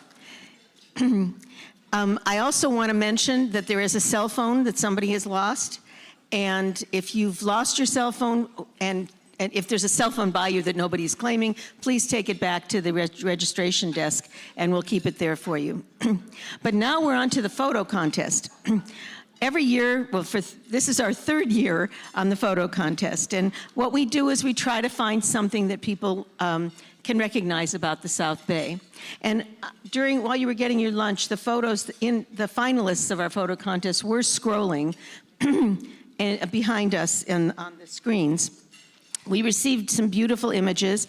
In commemoration of our 20th anniversary of the South Bay Environmental Service Center, we asked people to submit photos showing sustainability in action, not quite an easy thing to think about, but we did receive some beautiful winners. You helped us vote. Those of you that registered in advance got a chance to vote on the winners, and the time has come to announce our winners. We actually found this year that by our deadline, we were tied. We have 2 first-place winners this year. We're very excited about it because the photos are great. This is one of our first-place winners. It's Jeffrey McBurney, and it's entitled Middle School Students Making Incremental Change in Their Corner of the South Bay, Los Angeles. And so I think Jeffrey McBurney is actually here today, and we have, you want to come up?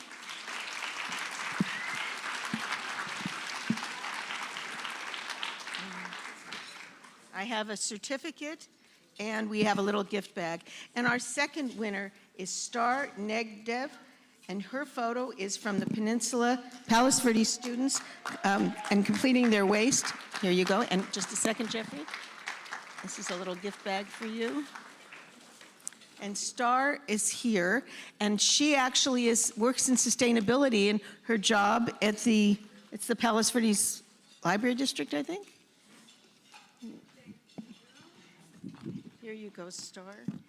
Here's a certificate. And I think you'll agree with me that these are, here you go. These are great pictures. Come a little forward, yeah. You want?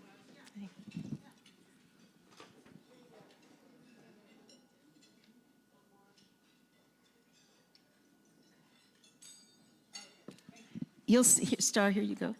You'll see them today, but you'll also see them in our newsletter. We put the winning photos in our newsletter for the year, which are South Bay Watch, which if you don't get it, please sign up for it. We'll send it to the local press.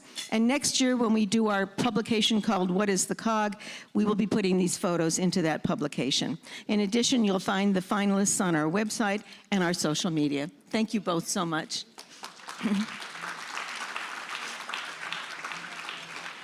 And now we're going to get back with the program. Thank you so much for your time and attention to our South Bay COG activities. And I'm going to turn the program back over to Mark Henderson. Thank you. Let's give Jackie another round of applause. And let's all give an applause to our servers and those that have prepared the food. We had an excellent fair, so we want to thank them.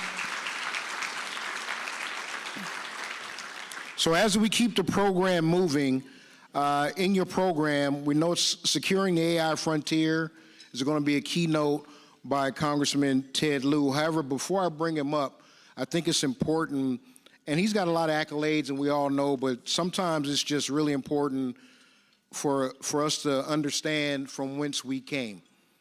Congressman is a South Bay resident and former Torrance City Councilman. He's in his 5th term in Congress and has become the go-to voice on all things technology and is one of only 2 members in Congress with a computer science degree. I did not know that, Congressman. I did not know that. He's got a list of accomplishments, but in relationship to today's topic, we want to touch on a few things. He's introduced legislation to improve cybersecurity in consumer products, create a national AI commission, prioritize consumer safety in technological advanced cars, and ensure law enforcement and tech companies protect consumer privacy. Most recently, Congressman Ted has been named the co-chair of the House's bipartisan task force on artificial intelligence. I would love to hear how those conversations are going, for sure. Congressman Liu, we want to thank you for your time this afternoon. We know you got a busy schedule, but we appreciate you spending some time with us. For us, it's great to know we have a leader from the South Bay in Congress looking out for us. So at this time, I want to welcome Congressman Ted Liu. You say a few words, and when you're done, we'll have a seat and have a chat. Right. Thank you. Thank you.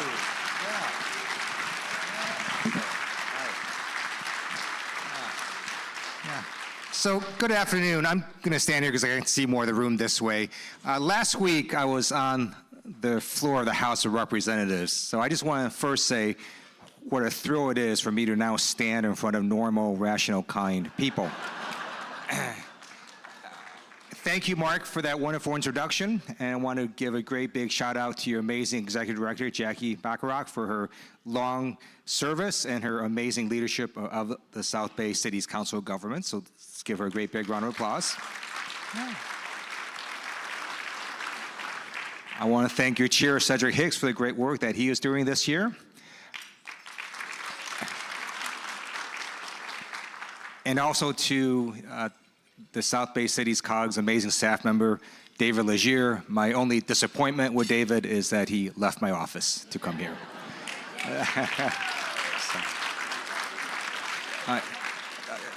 So before I talk about AI, I just want to give you a little bit of an update on DC legislation that affected the South Bay. So last term, as you know, we passed the American Rescue Plan that provided large amounts of funding to cities and school districts in the South Bay. We then followed that up with a bipartisan infrastructure law that's bringing projects across America, including to the South Bay and also to Southern California. And then we passed the Inflation Reduction Act. Half of the revenues went to pay down the deficit. Half of it funded the largest amount of clean energy and climate change projects in world history, including a hydrogen hub coming down to Southern California. And we're going to be working on additional legislation as well for the South Bay. I'm very pleased that as a member of Congress, I was able to secure $11.5 million for projects in my district, much of which went to the South Bay as well. So now let me talk about AI. I'm going to talk about three topics within AI. The first is, why is this different? We've had AI with us for decades, but why are we all of a sudden talking about it now? And then I'm going to talk about how sort of federal lawmakers, or how I view how we might want to regulate AI. And the third, I'll talk about actual things that are happening at the federal level in terms of regulating AI. So we've had AI for decades and decades and decades. I am a recovering computer science major. And when I was getting a computer science degree, we made fun of people who worked on neural networks. We're like, oh, that's never going to work. Well, guess what? It started working. And they were saying, we're going to make computers think like human beings. Like, that's never going to happen. What started to happen? So about 10 years ago, you started to see amazing advances. And that's why, if you remember, all of a sudden, voice recognition became pretty amazing.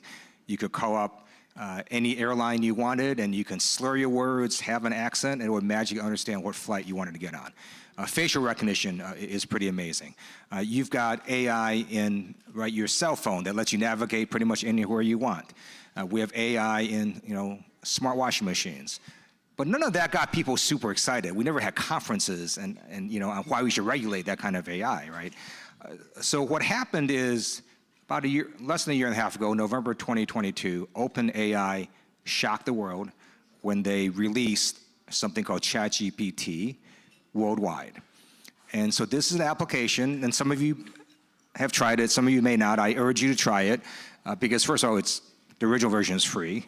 But if you don't want to try that, you can go and use Microsoft's Bing, which is similar, that's free, or Google's Gemini.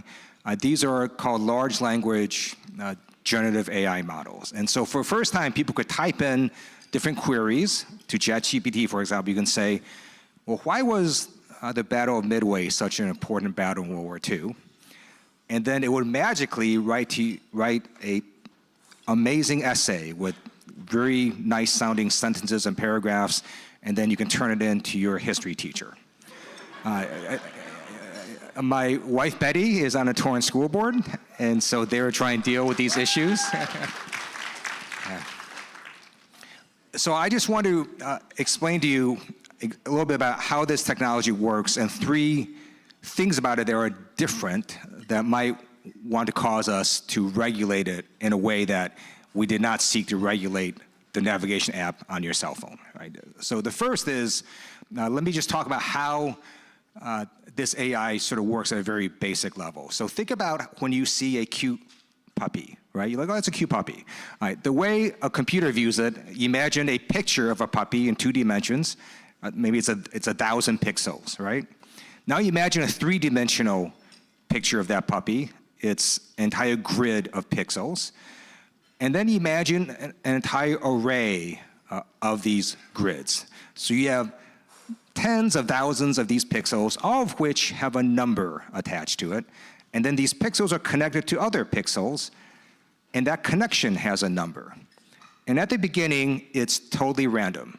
And so you feed this algorithm a picture of a puppy, and it says, oh, that's not a puppy. You're like, you're wrong.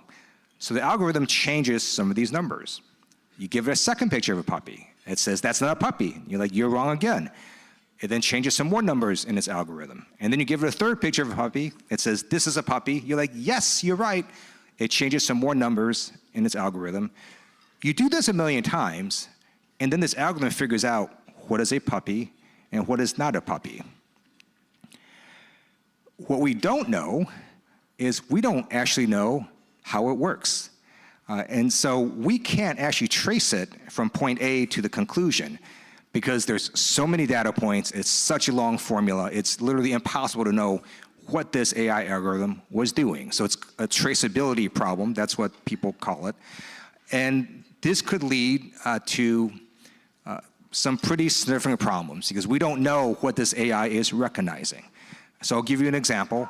There was a famous experiment where these researchers were trying to figure out, hey, can we use AI in the healthcare setting to figure out if someone has tuberculosis from X-ray scans? Because if you could sort of do that, you would see why we need less radiologists, right? So they were developing this, and during development it worked out really well, and then when they deployed it, it totally failed. And as they went and did audits and tried to figure out what happened, they realized what this AI algorithm was doing is it was simply looking at the scan and making a decision, was this from a newer X-ray machine or an older X-ray machine?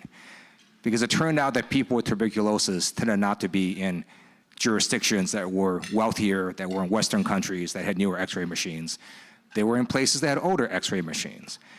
But because the researchers didn't know what pattern this AI was recognizing, they totally misunderstood what was actually happening. So that's one issue with this new AI that's different than prior AIs. The second is, this AI is not designed to seek the truth.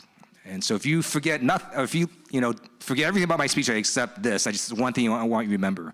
When you go on ChatGPT and you ask a query, it is not designed to seek the truth. It is designed to seek the most popular response to your question.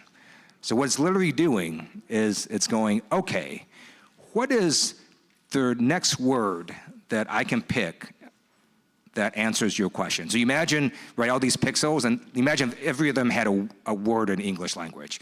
So basically the computer program is just going, okay, I'm gonna string together these words that have the highest probability of answering your question, and then I'm gonna form a sentence, and then I'm gonna form a paragraph, and then I'm gonna form an entire essay. So what could end up happening, and it's a very technical term, in the industry they call it hallucination. So ChatGPT can answer your query with a perfectly sounding paragraph or an essay that is totally bonkers wrong. It could be completely false, but it'll read really quite well. And there was an example of this when, by the way, if you're a lawyer, just never do this. So this lawyer basically had one of these large language models simply write an entire brief, and he submitted it to a judge. He may have been sanctioned for this. So what happened is, what the AI algorithm realizes, I scanned all, right? These AI algorithms, they scrape the entire internet to get all this information. So this AI algorithm thought, all these legal briefs, there are these funny looking things called case names that just sort of appear at the end of sentences. And so this algorithm literally just stuck in random case names at random parts of the brief. And these are fake cases that didn't exist, but the algorithm was, as a probability matching thing, realized briefs look like this, so I'm gonna give you a brief that looks like that. So that's the second thing that you should be concerned about, right? This algorithm, at a fundamental level, don't know what it's doing, and second, we can't trace it. We can't trace it, we don't know what it's doing, and second, it's not designed to seek the truth. And then the third thing that I want to explain to you, maybe the best way to say it is, we don't know what we don't know. So the advancements in AI have been amazingly fast from these large generative AI models. So in less than a year since ChatGPT came out, it was text to text, right? You would write in sentences and it would return you sentences. It went to text to video. So you could write in, for example, a prompt that said, hey, I want a video of a dolphin flying through the air with a flock of seagulls, and then goes into the ocean, meets some dinosaurs, gets scared, and then turns into a clam. And then you have this amazing video that does that. And then they have text to audio, where you can essentially give this algorithm a minute of someone's voice. Maybe it's your voice, maybe it's Joe Biden's voice, or Donald Trump's voice, or any other person's voice. And then you type in sentences, and it will put out audio that sounds remarkably like your voice, or your daughter's voice, or Joe Biden's voice, or Donald Trump's voice. And we had this happen earlier this year in New Hampshire, where a robocall went out that sounded amazingly like Joe Biden, that was fake, that basically told people not to vote. And then we now have text to programming. So you could, for example, some of these applications, you could, either now or not into distant future, say, just simply with a prompt, I want you, AI, to write a software program for me that takes every picture in my phone, matches it up against public databases, and names every person in those pictures for me.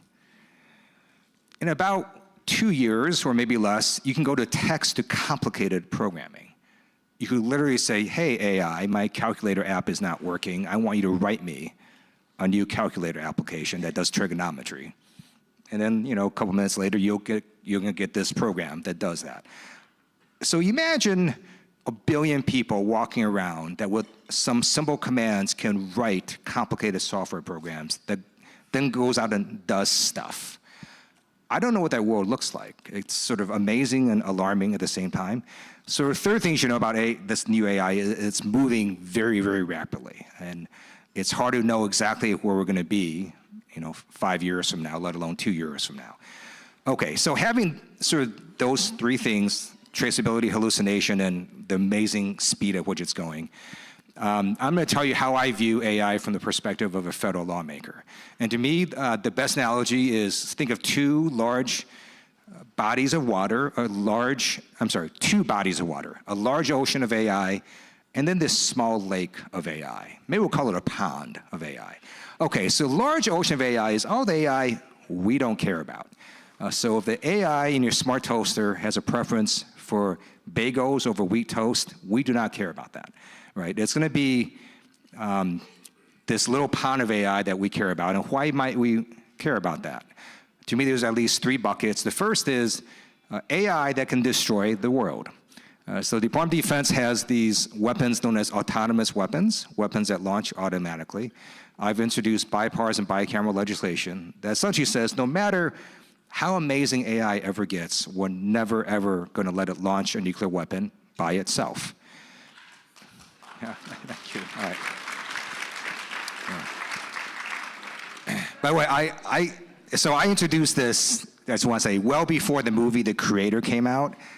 If you see that movie, one of the first things that happens, I'm not giving it away because it happens so quickly in the first few minutes, AI literally destroys Los Angeles with a nuclear weapon. But anyways, second bucket is, okay, AI that's not going to destroy the world, but could kill you individually.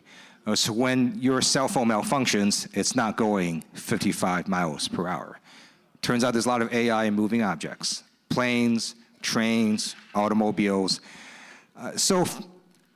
For example, when it comes to, let's say, creating art, maybe it's okay if the AI hallucinates. Or when you wanted to write an essay, maybe your history teacher won't like that it wrote a totally false paragraph. That's not great. But that's very different, right, if an airplane is using AI, one of these large generative language models, and it decides to hallucinate, right? So there are certain applications where you cannot have this AI be correct 99% of the time. You have applications where it's got to be correct 1,000% of the time, every single time. Or maybe not. So let's think about automated vehicles. About 40,000 people die every year from traffic accidents. Most of that is human error. It's pretty clear to me and most experts that AI and automated driving will in fact reduce human error. So let's say you can make an automated car that will be somewhat better than a human driver. But maybe 1 in 100,000 times it hallucinates, does something totally crazy. Do you deploy that?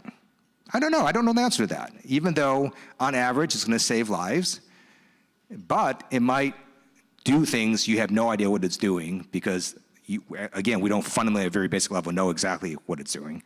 Do you deploy that car? Maybe you do. Things for governments, local, state, and federal to think about.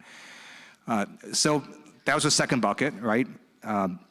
And I also think there should be more state and federal regulators who are more attuned to unique aspects of AI, who are looking at anything that is moving around that has AI in it. And the third bucket is going to be the hardest, which is AI that has some sort of harm to society that doesn't kill you. So you, for example, would not want to be denied a loan because a neural network said you don't deserve it, right? That's probably not a good answer. And if this neural network had biases, if it had biases based on gender or race or another protected class, that would not be good. I mentioned facial recognition earlier. It is amazing technology, but many of the facial recognition applications right now are simply less accurate for people with darker skin. So if you deploy this nationwide at law enforcement agencies, to me it's a huge equal protection violation because minorities are going to be misidentified at higher rates. So I've introduced legislation that puts guardrails on facial recognition technology. So you can think of a number of cases where you wouldn't want this AI to be biased. And the problem is we don't know if it's biased because, again, we don't really know what pattern it's doing for a lot of these applications. We just know, hey, we simulate enough, we run enough tests, it looks like it works. Now it's possible, right, if a company does it really well and they do enough scenarios, enough simulations, such as with automated vehicles, you might get to a point where you're like, okay, we'll deploy this. Even though we know that maybe there's some random scenario we never thought of where it can go crazy. We know that for most use cases, most of the time it's going to work and it's going to save lives. So those are decisions society and government's going to have to make. Within this bucket of harm, I also put in the unfair monetization of AI. So let's think about intellectual property. The way these large language models work right now is they go and they scrape the entire internet of all the information generated. Well, it turns out that some of the information is, for example, the copyrighted songs of Taylor Swift. So let's say this AI trains itself on this information, including the songs of Taylor Swift. Does that company have to compensate Taylor Swift? So we had a hearing, I'm on the House Judiciary Committee, I'm specifically on the Intellectual Property Subcommittee, and we had a hearing on this, so I asked that question.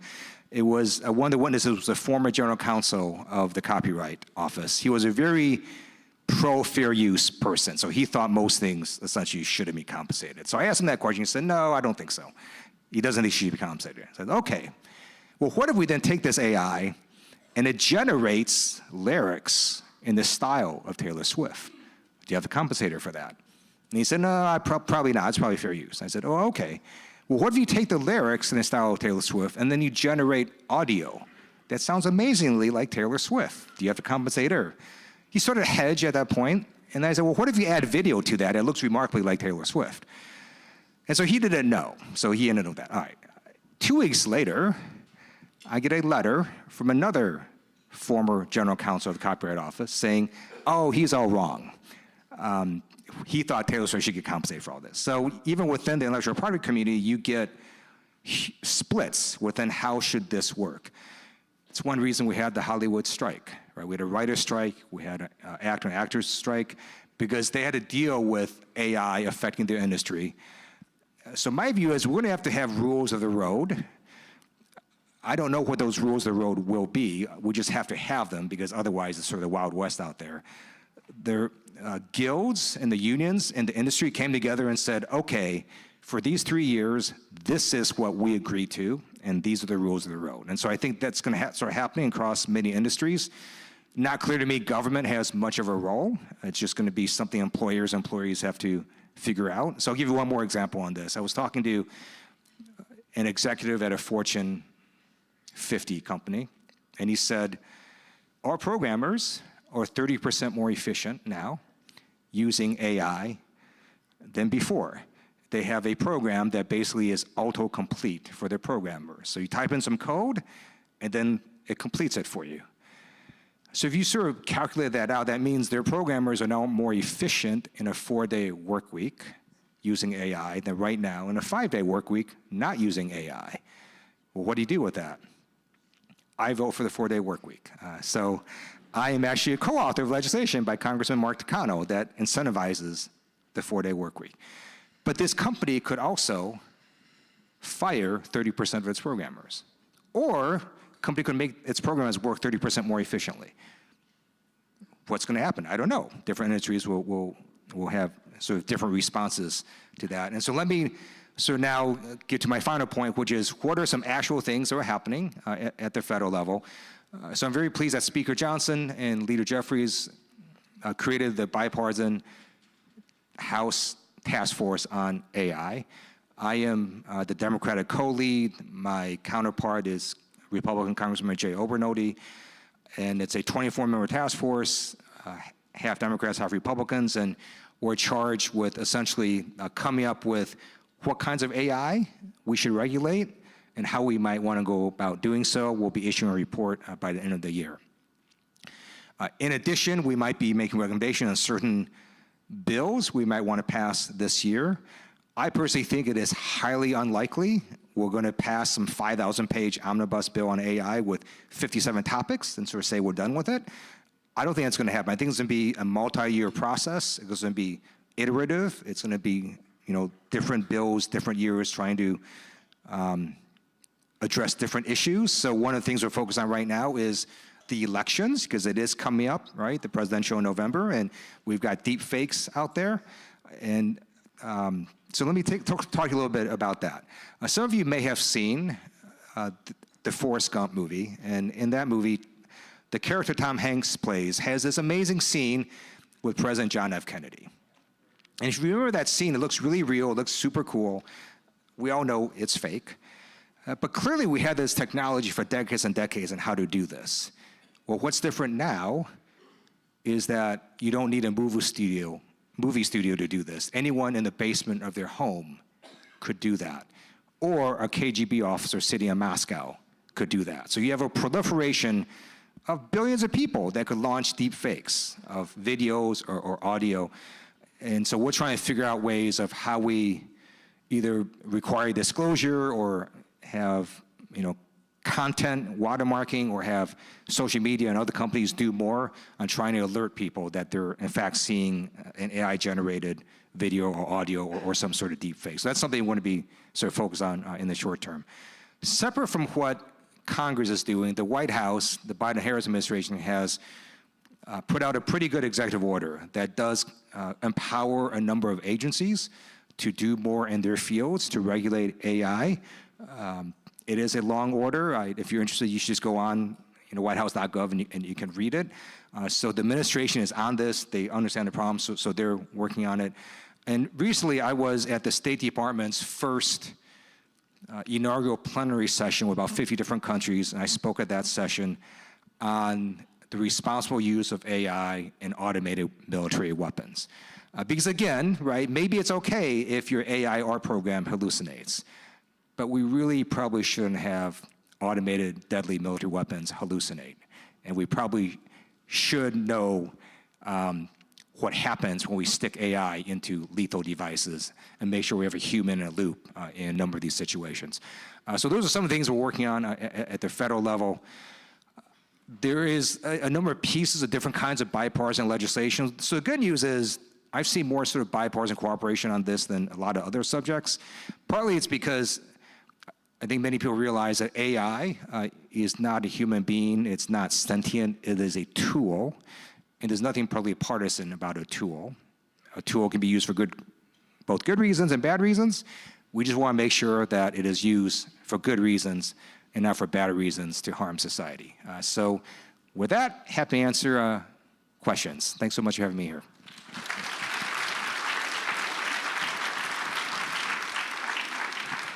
Am I on? Thank you for that, Congressman. Let's have a seat. Okay. And we want to make sure we interact because everybody doesn't get a chance to talk to their congressperson.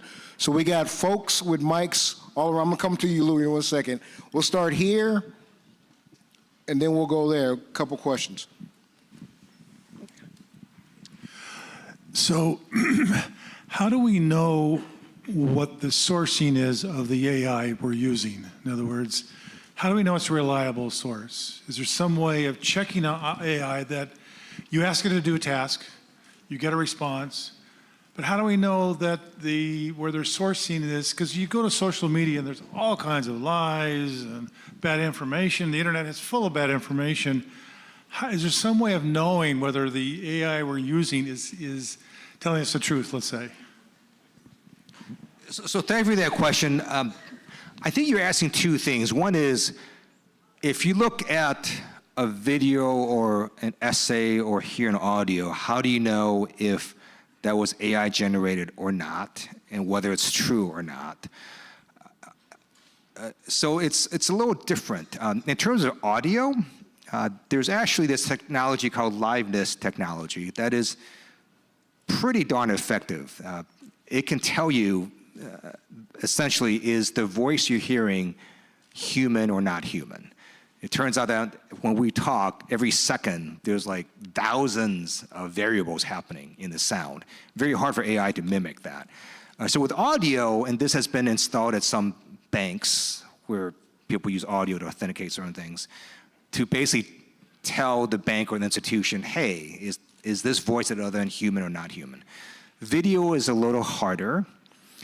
There is something called the Content Authority Initiative. You can just go search for that on the internet. So the number of companies, both Silicon Valley companies, as well as media organizations, are trying to figure out, can we put some sort of watermark on a video where you can sort of click on it and it will tell you the source and was this, altered and so on.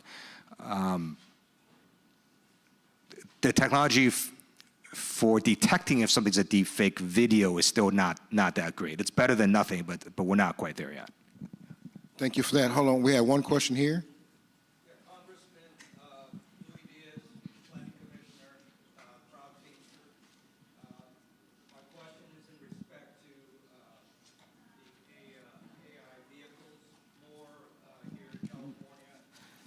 Where the governor is allowing the EDD to test run 10,000-pound vehicles without human drivers.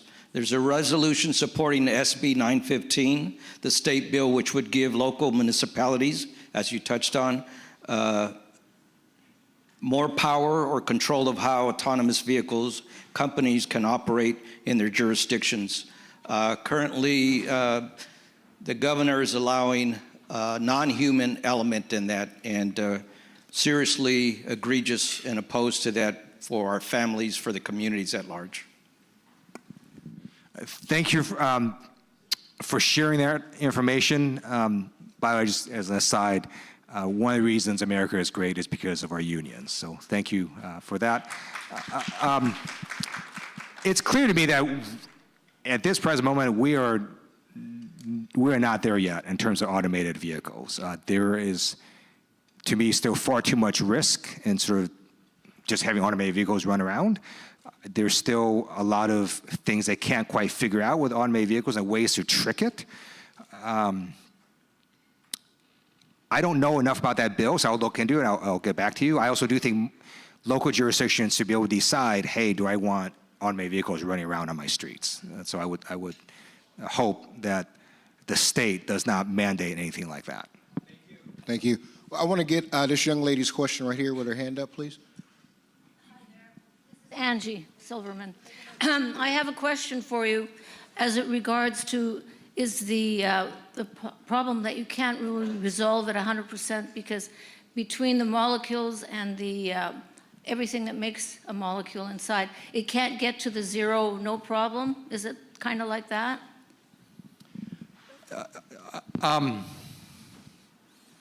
So maybe the best way to think about it is because the calculations it's doing are so humongous and there's so much data being processed that we can't sort of figure out a way to follow it. That's probably the best way to think about it. Now, just so you know, that might be okay if you could run enough simulations and tests of sort of every possible scenario you can think of, and it might be able to work. I just think different uses have different risks. And so if you're going to stick it in a plane, I think it's very different than if you're going to use it as, you know, a program that helps tutor kids, right? Even though there's going to be risk where it provides bad information, it's probably not going to kill anyone if it does that, right? So I think it just depends on the use case and the amount of risk we're willing to accept as a society for each use case. Thank you. And we'll take our one last question right here.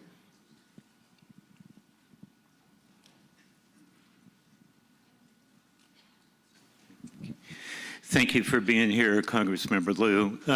My question is, since you mentioned that we can't really tell how AI is working, I've done some programming where I can think it through in my head from start to finish and know what's impacting that. But if, I think you said that we can't really trace that with AI now. My question would be, can we vet AI using AI? So is there a way to look at, say, a speech by President Biden and actually research, was he in this location? Did he make this? Some way to vet the fake video. And because there's so many variables, excuse me, maybe it would take something like AI to trace all that. Do you think that's feasible?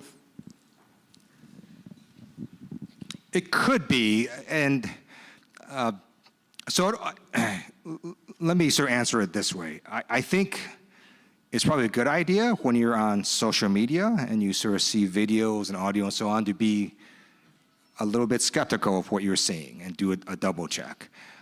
That's going to be different than how most of you are going to get AI, right? Most of you are going to get AI in the form of a product that a company probably spent a lot of time on, vetting, testing, and so on.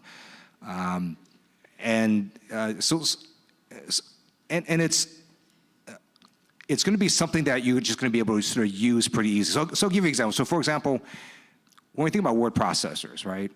I don't know how to program a word processor, and I bet most of you don't know either. But what happened is we started to get, Microsoft Word, and we're like, this is sort of cool. You can do spell check on it. You can, indent paragraphs pretty easily. You can drop footnotes and add endnotes and do all this stuff. And it was quite easy to use. And before you knew it, we had less secretaries, right? But the way that it came to people was in this product that was very easy to use. And that's how most of you will experience AI. And so I don't want you to not use a word processor or not use your AI application, because most of it is going to be pretty good for what it needs to be doing. And you can get rid of you can deal with the problems of hallucination and this traceability by simply having a human in a loop, some sort of human confirmation. So I'll give you an example. There's going to be, actually there already are, so applications that help, let's say, a dentist's office schedule an appointment. So for that AI to schedule an appointment, let's say someone calls up and says, I want to have a dentist appointment next Tuesday at 10 a.m. That AI doesn't have to know about Shakespeare, doesn't know about World War II. It can be trained, right, on a pretty tight data set that's vetted. And at the end of it, it's going to say something like, so so we have an appointment for you next Tuesday at 10 a.m., correct? And then the human will say yes or no. But because of that, you can basically sort of get rid of this hallucination and traceability problem because there's going to be a human confirmation at the end. So a lot of this AI can be used pretty effectively as long as there are human beings somewhere in the loop. So the issues they're talking about is sort of where you send the AI out with no human sort of oversight or control, a little bit like automated vehicles. That's sort of, I don't think we're quite there yet. So that just leads me to sort of conclude on one more thing. We also don't know what tasks will be made more efficient or eliminated in the future, or what new tasks will be created. Up to about 2 years ago, people thought, oh, being a software programmer is probably a pretty good job. If you talk to most AI experts, they would say, you probably shouldn't do that because AI is going to write most software programming now and into the future. So it's hard to even know that. And so I hope local governments will invest more in workforce retraining, because you never know which position might have less of and what positions you might need more of. All right. Thank you for the questions. Let's give the Congressman another hand. Thank you for your time, Congressman. And I want to, as part of the Husband Club of the World, I know you introduced your wife, but I want to make sure we all recognize Miss Betty Lou, because she is also the wife, and she makes sure that you stay on track and do the correct thing. So we want to make sure we acknowledge her. So at this time, we want to give you a gift. Oh, thank you.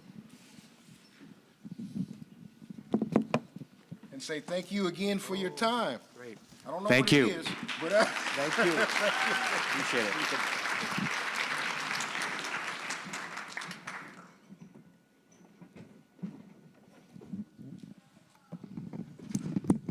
Let's give our Congressman another hand.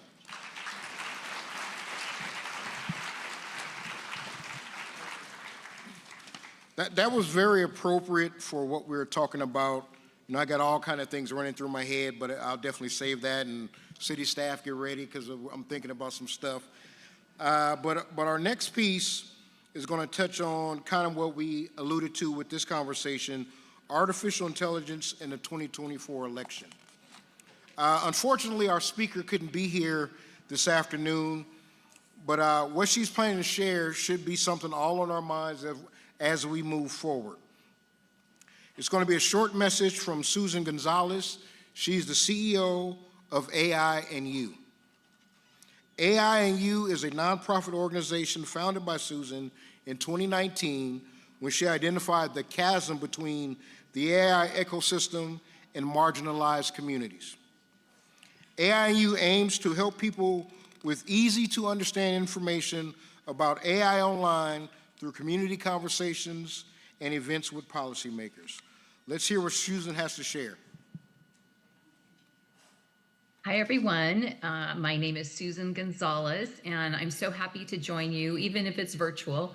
I'm especially excited to meet with this group virtually because I'm from the South Bay. I grew up there. I spent most of my life in the South Bay, so it is home to me in my heart, although I live in the Bay Area now.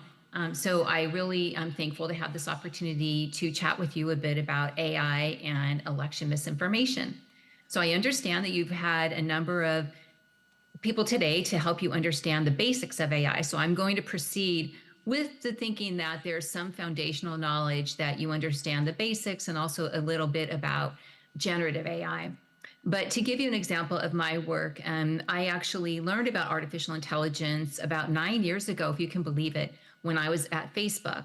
And I saw that this new technology was allowing the blind community to access the Facebook platform, and I thought that was really cool.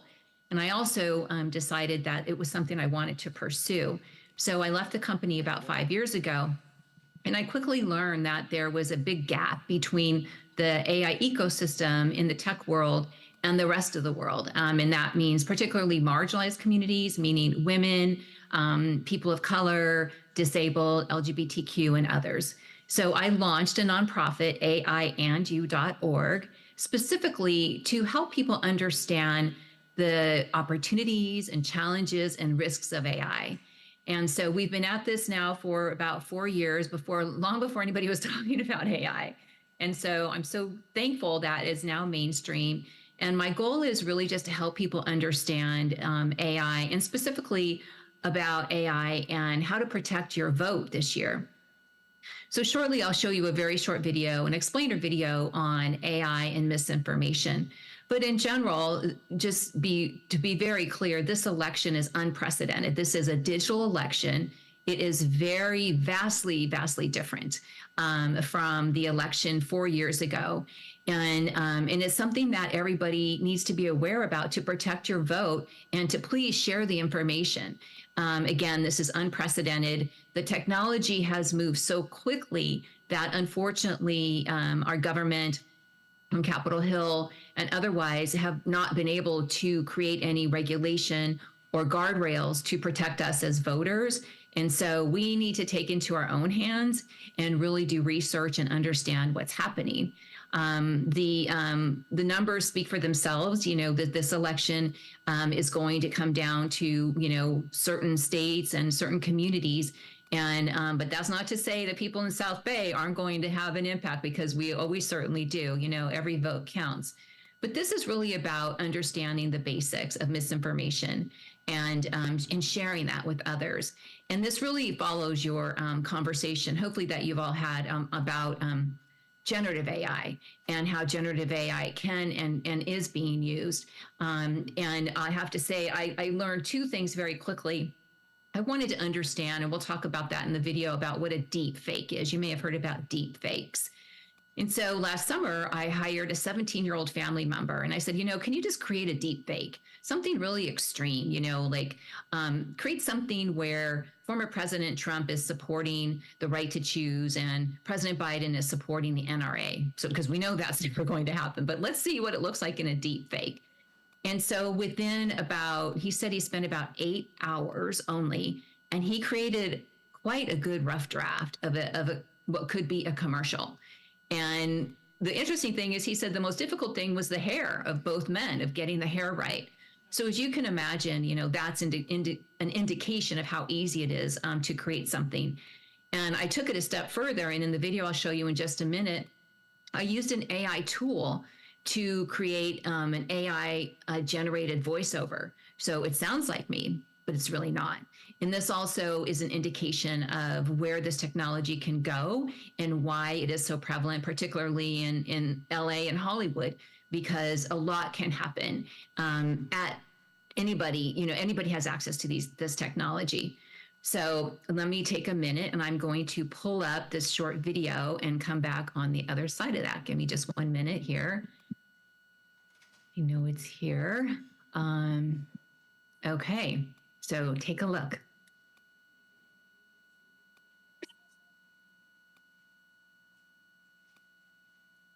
Elections have always been about connecting with voters. Campaigns will try almost anything to get your attention and vote. The 2024 election will require you to protect your vote because of recent advancements in artificial intelligence, AI. So how exactly is AI influencing the 2024 election? Well, today, we will cover 3 key things you should know about protecting your vote. But let's begin with the big picture. Tools for voter engagement have evolved from telegrams to the internet. Enter 2024, and we find another player in the arena, advanced AI. The 2024 election is all about AI literacy. Voters need a basic understanding of how AI can impact their vote. AI is more than just technology. It reflects our society's evolution. AI has been used in past campaigns to do things such as improve the accuracy of voter registration and voting systems, help campaigns target voters and optimize their messaging to reach voters. Have you ever considered how recent technological advances have made your lives easier? Think about it. Today, you can grocery shop without ever going to the store. You can do many things today you could not do 4 years ago during the last presidential election. Well, how is this happening? AI powers all the new things we do on our devices. And how does AI work? AI needs data to work. So let's dive into AI in your vote. Number one, instead of a one-size-fits-all campaign, AI enables hyper-personalized messaging, reaching voters with issues that matter most to them and swaying voters with true or false information. Analyzing voter data is invaluable. By analyzing real-time data, campaigns can adjust their strategy, making outreach more effective. The efficiency of AI is unmatched, but it's not without its challenges. And the 2024 election will bring unprecedented amounts of disinformation to you, the voters. So what is misinformation or disinformation, and how is it created? To put it simply, misinformation is false. It is information created to trick voters. It is a campaign video created with AI to make you believe something about a candidate that is not true. It is a phone call that sounds like a candidate, but it is actually AI. It is a personalized fundraising letter created with AI. The most prevalent tool for misinformation is called deepfakes. Number two, no deepfakes. Deepfakes are hyper-realistic, but entirely fake content pieces that can be used to spread misinformation. In the past, creating a deepfake would require someone in technology, like someone who writes computer code. Not anymore. Deepfakes can be created by someone from their laptop at home. It's becoming harder to differentiate accurate content from AI-generated ones. And we won't get there in time to navigate truth from fiction during this campaign season. The most troubling aspect of deepfakes is there are no guardrails to protect you as voters. There are no rules, regulations, or consequences related to creating false information during the campaign to protect voters against false news, disinformation, or false narratives. Voters must independently research key issues to determine what is true and false. Undecided and new, voters are expected to be the targets of political misinformation, which is critical given that the election is expected to be decided by a small percentage of voters in 2024. Remember that not all AI in elections is misinformation. Campaigns also use AI for positive engagement. For example, virtual assistants or chatbots help answer voter inquiries, ensuring accessibility and connection. And local communities can easily leverage new AI tools to organize and mobilize voters. It begins with searching for the best options to meet your needs. The challenges of election misinformation are global issues at all levels of political campaigns.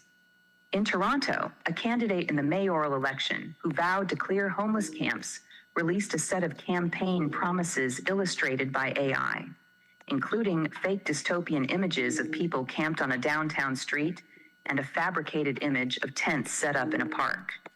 Number three, what must you do to protect your right to vote based on accurate information? Well, the answer is do not believe anything you see, read, or hear until you have researched it. In the 2024 election, you will not be able to rely on any one source, whether it is online, on TV, or in the press. Deepfakes are not online only. Broadcast TV networks cannot alter political commercials, which could also be deepfakes. It won't be easy, but do your research to protect your right to vote. To wrap it up, do not believe anything you see, read, or hear in any election. Do your research. Seek trusted sources confirming political deepfakes. Most importantly, protect our democracy and protect your right to vote. If you like this video, check out aiandyou.org. See you next time. Okay.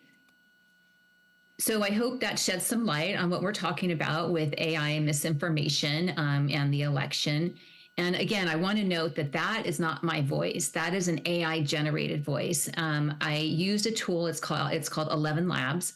And it just required me to basically read anything for 60 seconds into my phone. And it captures my voice. And then I sent over the script for the entire video, and voila, there we have it. An entire script with an AI generated voice. So it really illustrates how easy it is to create a deep fake, whether it's voice, video, or text.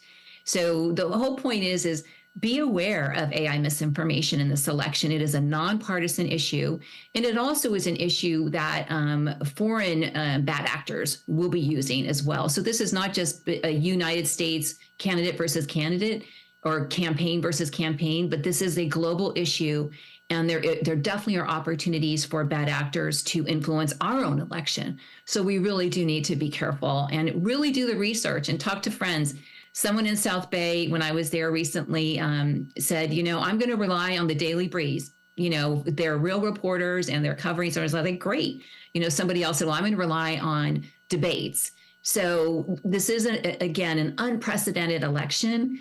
So be aware, share this news. Feel free to go to AIandYou.org and then /elections. And we have a lot of information, just simple terms to explain, Q's and A's, other resources, voter resources. So feel free to use it. Feel free to have your organizations use it, share with your families. But anyway, thank you so much for having me again. South Bay is my home and my heart, so I'm grateful to have an opportunity to join you, although I couldn't be there in person today. Have a great day. Thanks. Bye-bye. Thank you. Well, that's something more for us to think about. And I think one of the things I use as a barometer to misinformation is disinformation. If something or someone agrees with me 100%, I know something's wrong. Next, we're going to bring up our next, and then I believe this is our final session, is AI in Cities, Balancing Progress and Responsibility. Our next two speakers will be joining us virtually today and will be sharing their perspectives on how cities can begin to explore the use of AI policies they should consider putting in place to ensure its responsible use. As time permits, we'll take questions after both of them speak. Our first speaker, or actually one of our speakers, is Peter Pernijad. He's the city manager for the town of Los Altos Hills. When we were preparing for this thing, I had to let the cat out of the bag. Dr. Pete and I go back way to the bad streets of Silicon Valley, doing some great stuff and doing things and everything. And our other speaker is Christopher Jordan, who is a senior specialist on urban innovation at the National League of Cities. Christopher, thank you for joining us, and please take it away. Great, thank you so much, and good afternoon, everyone. It's a pleasure to join you virtually. I'm joining from Washington, D.C., where I'm sure it's much colder and grayer out than where you're at, so I'm jealous. But so as mentioned, I'm at the National League of Cities. I'm on the Urban Innovation team. So what we do within NLC is we are focused on investigating emerging technologies. So AI, of course, is our big focus at the moment. And we do that in order to help cities modernize government operations and improve their public service delivery. So I'm really glad to join you all. It sounds like you've been having some great discussions today, hosted by the South Bay Council of Governments.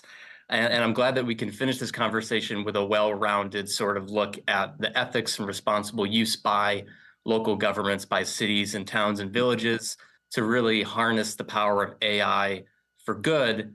And, you heard from Congressman Ted Lieu about the sort of national security and, those kinds of considerations with AI. But with cities, I think really leaning into the focus of the use cases and looking at how this is really kind of a multiplier effect, unlike any technology that we've kind of really seen. You can kind of compare it to things like the internet or the electronic spreadsheet in terms of the kind of efficiency boosts. But this really is, I think, the hype around this is so real, and for good reason. So what I am going to do is share with you at NLC what we're seeing at the national level in terms of how cities are kind of getting in front of AI, how they're seeking to understand it, but also the guidelines they're putting in place in order to make sure that staff are using this responsibly. And so that they aren't sort of, using it by accidentally, not necessarily maliciously, intentionally, but even, unintentionally using AI, generative AI in particular, to cause harm.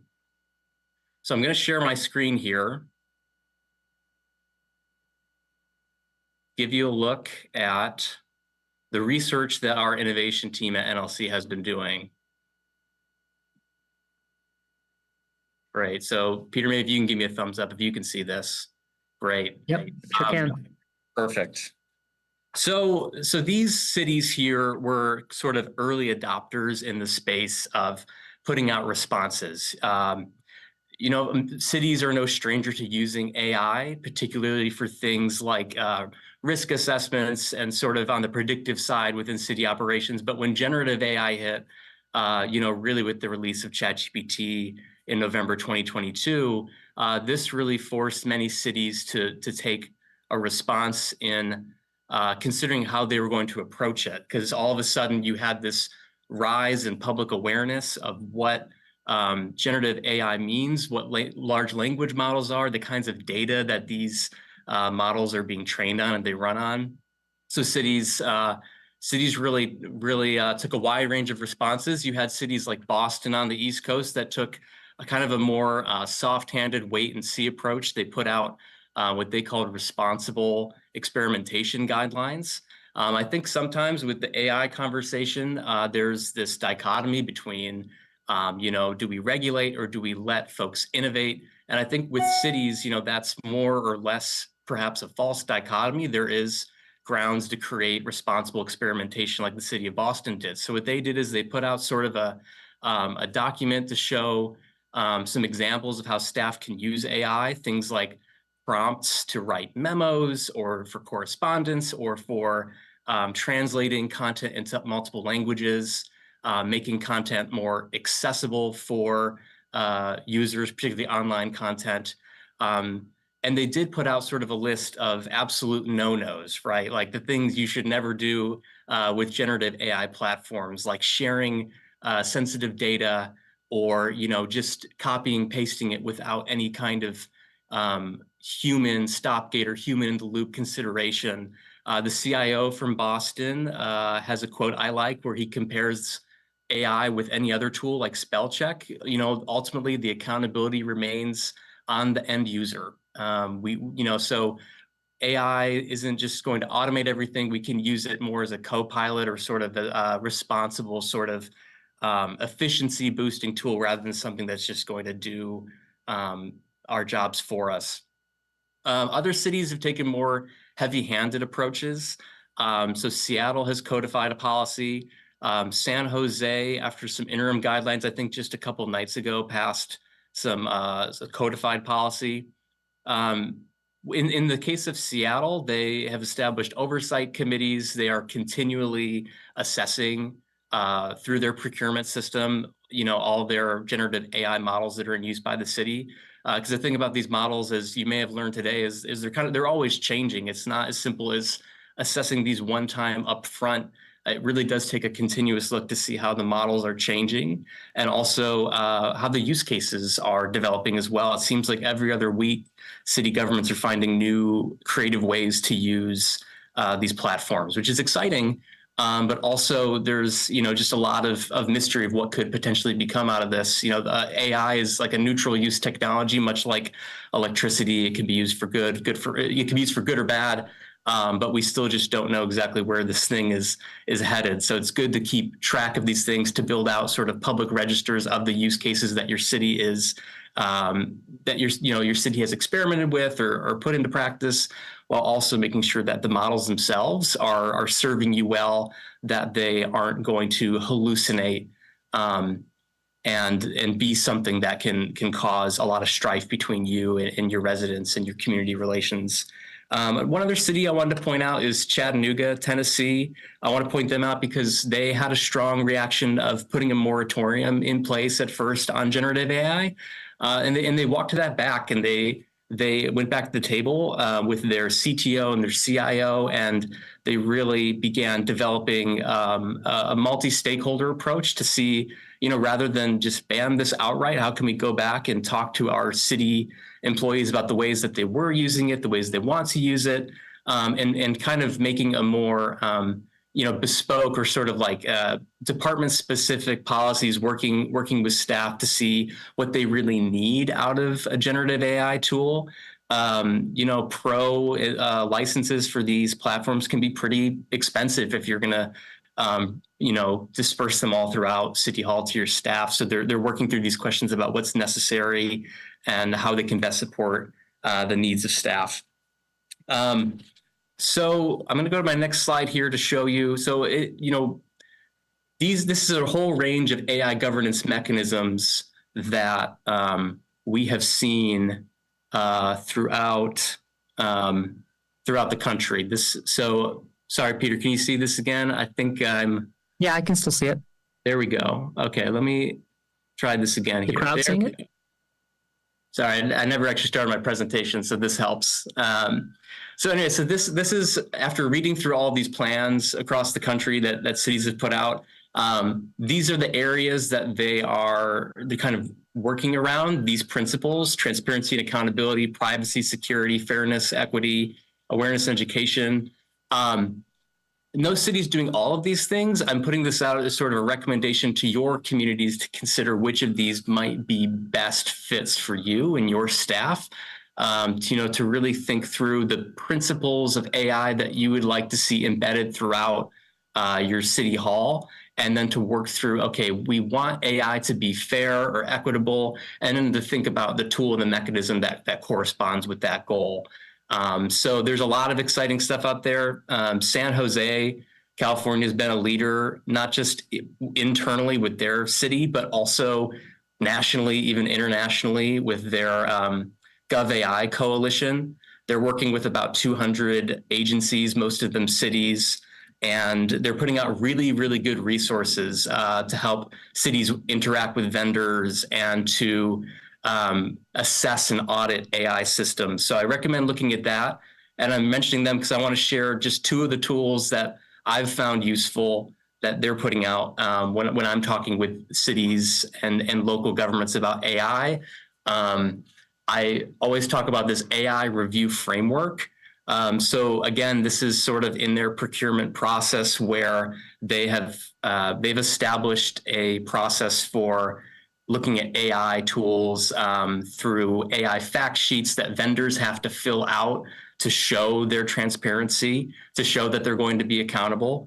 And then on the city side, they're going to fill out an impact assessment form. So again, think about this sort of a model, how it might work in your community, where in your process can you fit AI into something that looks already at risk and data privacy, or building a new process that looks at AI in particular. And the last thing I want to share, also from the city of San Jose, just as an example of sort of how you might evaluate or calculate risk of generative AI, or AI in general, really. So in this, they've kind of looked at the risk of an information breach, so like a cybersecurity hack, or perhaps even just one of these large language models, like, having this information from the city and maybe giving it out to other people inadvertently. And on that x-axis, you have risk of adverse impact. So they've been able to kind of calculate and score just in 3 broad categories, different use cases, from those that are less risky to those that are actually prohibited. So again, something to consider. Really happy to hand it off to Peter, who's going to walk through more of an on-the-ground look at how his city, Los Altos Hills, has been able to actually create policy and work from this from the beginning. So Peter, I'll hand it over to you. All right. Thanks, Chris. Can everybody hear me okay? Can I get a thumbs up? Yeah, awesome. All right. Well, thanks for having us. I know it's late in the day and everybody's probably getting a little tired, but always happy to help share some of the learnings that we've had. Just looking at some of the cities that Chris showed, I mean, these are larger cities, right? 700,000. 600,000, the smallest of which is probably in the 100,000+. We're talking cities of our size are anywhere around 30,000, or in my case, it's even less than 10,000. There's still room to do a generative AI approach to local government, and there's a huge benefit. So I'm here to kind of walk you through how do you actually put in practice some of these generative AI tools. And a kind of a practical, hands-on, boots-on-the-ground approach to how you do it in a small to medium-sized city. So next slide. So I kind of, as I thought through today's talk, thinking first of what I went through is first about education. So first you have to educate yourself. So I'm really encouraged by everybody in the crowd being here to actually learn. Just by a show of hands, how many of you are elected officials? Okay, and staff? Okay, and just common, general, interested public? Oh, okay. All right, great. So this addresses all three. So the first thing that we need to think about when we're talking about generative AI is just take it slow, learn what you can. Don't believe everything you read. Go to multiple sources, do like you did in school, and really try to vet out everything you can possibly learn about this technology. It can seem overwhelming, but once you start getting into it, it starts to make sense. And if you go back in time, as our previous speaker said, and I can appreciate Mark's comments and about this being a computer or even a word processor or a calculator. In 15 years from now, people will look back at this and say, okay, this is the modern calculator, and everybody uses it and they don't think second thoughts about it. But first is we have to educate people. First, you educate yourself, and then you educate those around you. In my case, it was about educating my staff, my council, my commissions, my community. We did a variety of sessions specifically to the staff. So I brought on a consultant that helped actually educate my staff on what is generative AI and provided them a tour of actually how to use it. A lot of them had not used it before, especially the older ones. The younger ones had been dabbling with it, but everybody got something out of that education. It was a hands-on training.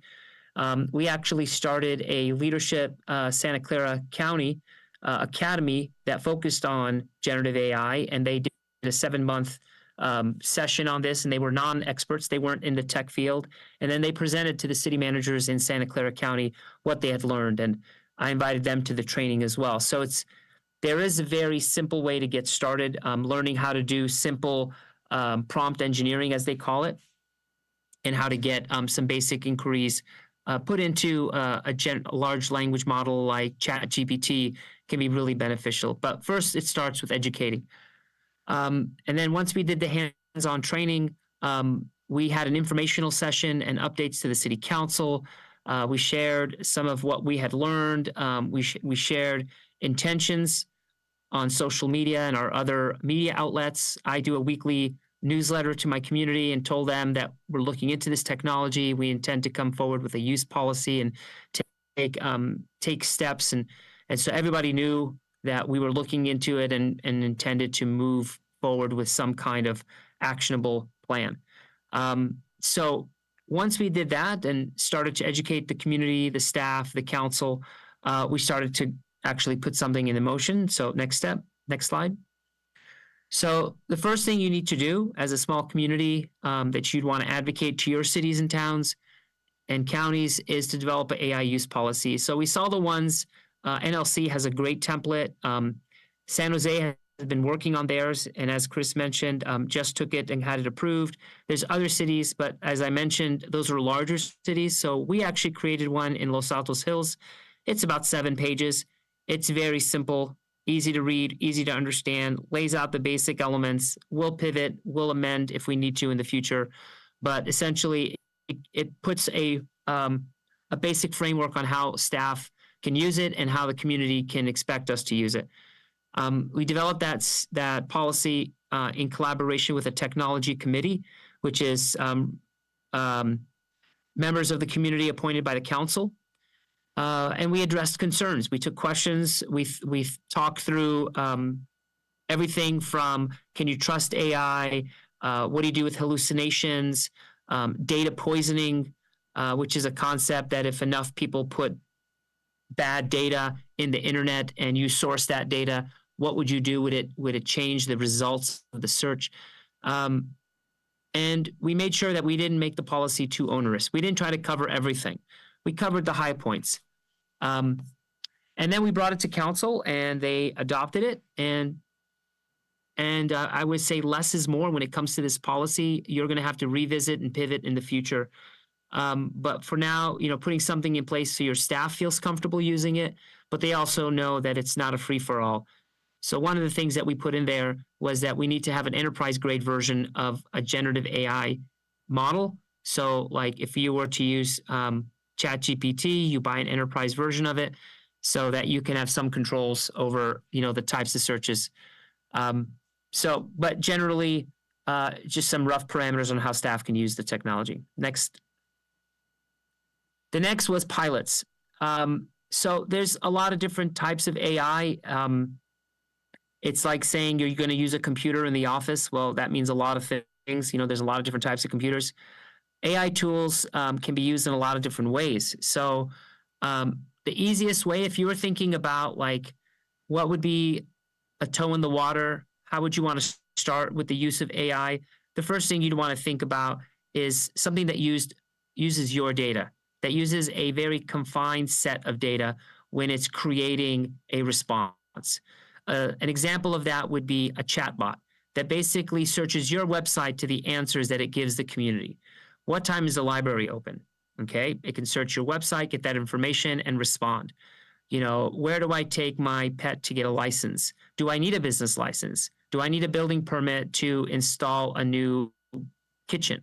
Things like that. It's going to your website and you're defining the answers, and it will provide the answers to the person asking that. This could be a huge time savings for you and to your community, trying to get questions rather than calling your staff. Chatbots have been widely used, and they're very popular, easy to control, easy to configure. A lot of great companies. CityBot is one of those that can easily be used to whip up a simple chatbot in your community and start to get immediate results. Another one, which is really starting to gain momentum, is meeting minutes. Every city has to create meeting minutes for all the different committees, commissions, council, planning commission. There's a solution right now that you just feed the video into the large language model, and it gives you annotated minutes, or you can make it action minutes. There's versions of that plug into your Zoom as like a third-party plugin. So there's a solution right now called Hamlet that allows you to create meeting minutes in the format that they have provided that can eventually supplement or even replace your own meeting minutes. It's a really handy tool, but again, dealing with a control set of data. The next step I would say would be using AI for known data. So for example, if you were to monitor social media, this is an established set of data. It's coming in through your city. It's on channels that you're aware of. Say, if you have a Facebook page and that Facebook page allows people to leave comments, it's scraping that data and doing what's called sentiment analysis. So if you've heard of Zen City, they're in a great example of this, where they actually look at data in your community and see how negative are they on a proposition or on a ballot measure or on a topic. And then you can see what the chatter is all about and whether it's predominantly positive or negative. So using AI in that situation, you're using a defined set of information. It's not owned by you, but at least you know what it is. And you can essentially look at it a little closer before you release it for public consumption. So that would be using AI in that sense. There's also examples of that if you were to use AI for just monitoring emails, and you can ask questions based on email monitoring. Another example, kind of going down that spectrum, would be AI that's used for data for limited purposes on the open internet. This is the area I would say be most careful with. So let's say that you wanted to create a job description, and you say, okay, the prompt would look something like, I'm an HR professional working in a small Southern California city. I need to create a job description for a finance manager, create a job description in 1,000 words or less that ensures that they are able to, balance the budget, do month-end reports, do a yearly audit, and monitor payroll. And it would create that job description for you. So something like that, where it's a very defined set of a defined ask, but it's going to the internet for that information. So that you need to vet very carefully. You're looking for hallucinations. You're looking for things that don't make sense. You're looking to refine it so it reflects what you're looking for in your city. But there's definitely value in that. write me an article about how to defend homes against residential burglaries.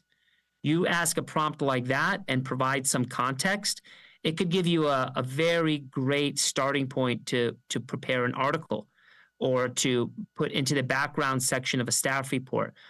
You don't want to copy and paste it, but it definitely gives you the bones, if you will, of what you might want to include. So it's great information for background, for research, for prompting. Think of it as the cure for writer's block. If you were to put in, start a staff report that analyzes the use of electric scooters in my city and what are the challenges and opportunities, it would be a great starting point. And then the final slide, we talk about pivots. So once you've done is that the last slide? No, yeah, I've got one more. You want to think about what have you learned from those experiences. So initiate a generative AI task force. Maybe this is members of a commission, a committee, your staff, people that get together on an unfrequent, unregular basis, maybe once a quarter or as needed, to just talk through what's learned. What are best practices? Is there new training? Is there things that some departments have done better than others or some cities have done better than others? Chris mentioned there's an AI task force being head out of San Jose that's been very helpful. So that's a great place to source information about where the innovation is headed and what you might learn from it. In some cases, you can read about situations that are a little bit precarious, like, in the example to a city that will remain unnamed, a certain manager created a record of an employee on a personnel issue and loaded the large language model with offenses that they had, and then asked the language model to prepare a disciplinary memo. Something like that, you wouldn't want to necessarily load that information into that large language model. You'd want to have a policy that might give you some parameters on what kind of information you get. So rather than upload all the offenses by name, I would suggest you just ask the large language model, what would you do in a situation where an employee did X? And it might give you some suggestions. Periodically review the feedback that you get from your staff on technology that they've implemented, solutions, as well as their use of prompt engineering. Share that learning with the committees and the community, and make sure that you have a dialogue with the council about what's going well and what you need to improve. But this is definitely early stages for all of us, so we're all learning as we go. But if you're not starting to experiment, I would highly encourage you to, or encourage your communities to experiment and really start seeing how this could benefit them. So with that, I'm going to hand it over back to Mark or Chris, and then we can open it up for Q&A. Give Chris and Peter a hand. Now, if you have questions, we got time for about 2 questions, but you have to wait till the microphone gets to you, otherwise they won't hear you. So it looks like we have 1 question here. Microphone's coming. Again, I want to say thank you, Christopher. Thank you, Dr. Pete, for hanging out. Always good to see you all. It was great. So right here, put your hand up, please. Young lady with the white hat right there. She had a question. Oh, you were waving your hand. No?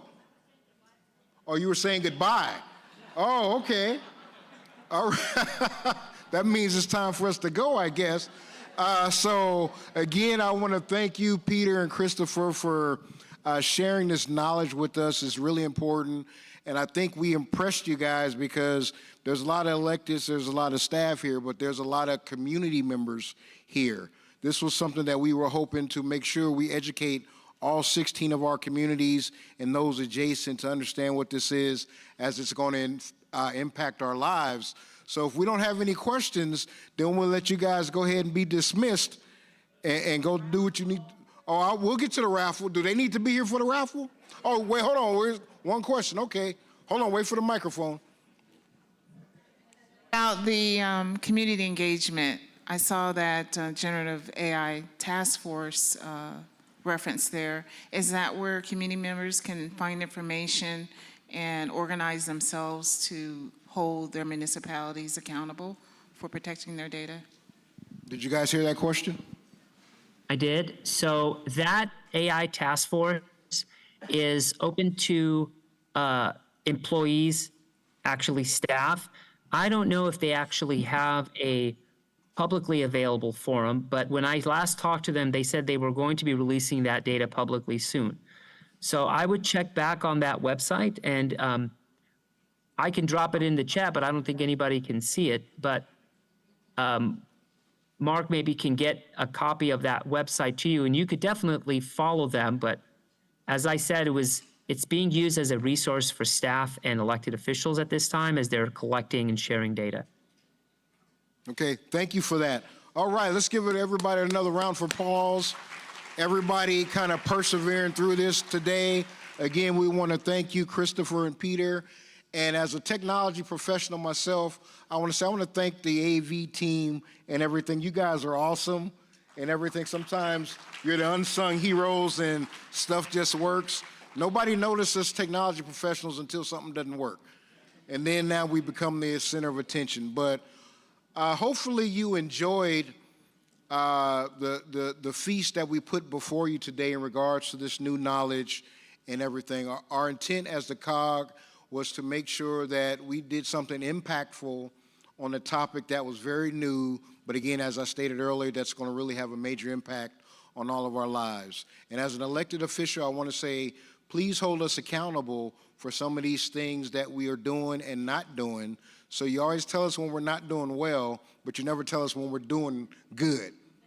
So we want to get both that feedback as we work to improve our communities and everything. So I'm now going to bring up my colleague, First Vice Chair of the COG, Councilman Rodney Tanaka from the city of Gardena, because Gardena is always in the house, wherever we are. So I want to say, Rodney, I'm going to turn it over to you. Thank you. In the house. All right. Thank you, Mark. Hey, Mark. Yes. You already run the election. You don't have to elect. Oh, okay. Okay. I know you're all anxious to kind of get out of here, but you all have a raffle ticket?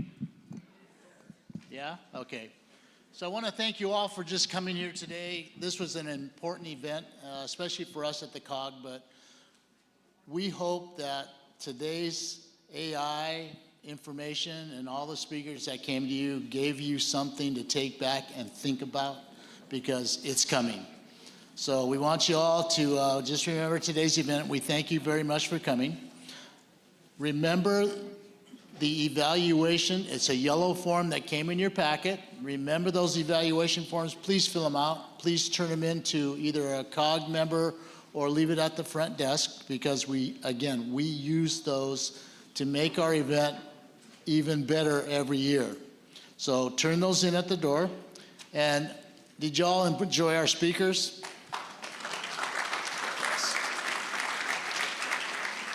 Out of all the events so far, I believe this was probably one of the best and greatest ones that we've done. And I really want to thank Jackie, staff, and everybody for making sure that we had the proper speakers and the information that came to us.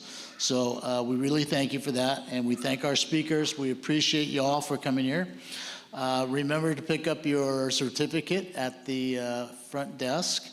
And your lanyards, you can drop those off too, because it saves a tree. It saves putting stuff in our waste. So turn those in. Now, don't go away, because here's the important part you've all been waiting for. So you do all have a ticket, and I'm going to call up my colleague, the second vice chair of the COG, Councilmember Bernadette Suarez from the city of Lawndale, to come join me. Okay, now remember, I'm not picking them. She is. So we're going to start with our raffle. Bernadette's going to grab a ticket, and we'll give the number, and then I'll tell you what the price is. How's that? Okay, so our first one is a $50 gift certificate to Sorrento's Market, Culver City. Go ahead. Is it the last? Okay, so the number is the lucky winner, 457906. That must be my ticket. No. Okay, we have a winner. Okay, so just stand up, wave your hand. We have staff that's going to run, they're going to run the prizes too, okay? We also now have a gift certificate to Cafe Looks and a basket of books from Pages, a bookstore in Manhattan Beach. Thank you, Manhattan. Okay, and for that one, the lucky winner is 457899.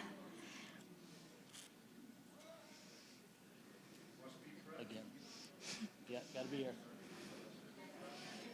457899. Going once, going twice, Gone. gone. Okay. We're only gonna call it 3 times. Okay. Otherwise, it'll be all day. Okay. I guess 457 is just the first 3. So the last 3 are 656. Oh, there is. Okay. So 457, 656. Oh, we have a winner in the back.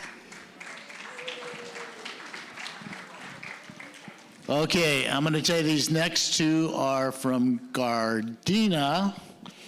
And one is from Cherry Stone's Restaurant for $50. I know Councilman Henderson's happy. And the other one is $25 from Giuliano's. Okay. 457591. For one more. I'll give you your choice on that one. You can either take Giuliano's or Cherry Stone's. Oh, they get both? Oh, never mind. We have 2 sets of those, sorry. Okay. 458006. Oh, there we go. Okay. We have a set of $25 gift cards to 2 Italian restaurants in Torrance. Gaetano's, which is actually part of Giuliano's, and Piccini Italian Takeout. 457973. There we go. That's part of our CERT team over there. Yay, CERT. One more. Same set? Oh, good. David just told us we have 1 more set of those cards, so we're going to call another one. 458099. Back.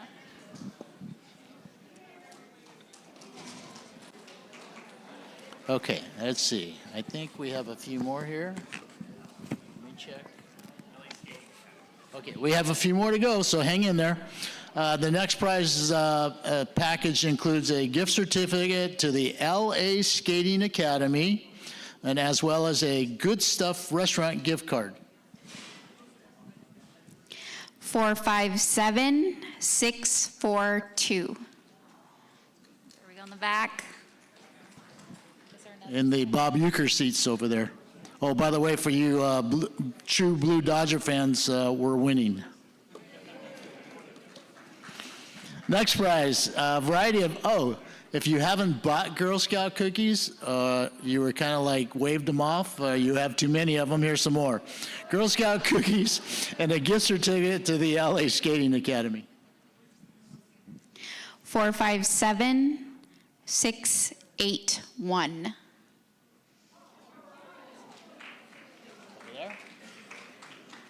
Okay, yes, over there. Thank God I haven't heard anybody say, shake them up.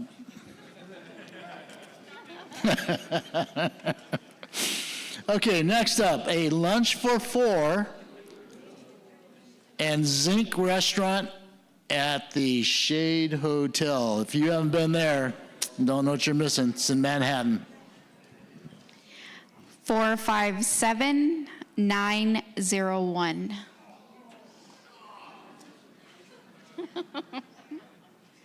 Going once. 457901. Okay, next. Loser. Dang, you missed out on a great lunch. Okay, the guy that yelled, oh, you still have a chance. 457905. There you go. Raise your hand. We'll have a runner come. Okay, at the Shade Hotel in Redondo. That's another place that's got a great view. You can smoke outside, cocktails, great place. Shade Hotel in Redondo, a lunch for 4 at their Sea Level restaurant. 457760.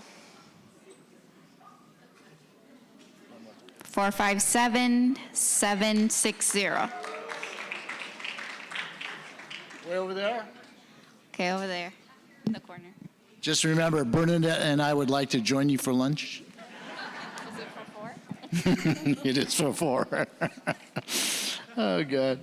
Okay, our next prize, ice skating lessons from Skating Edge Ice Arena in Harbor City.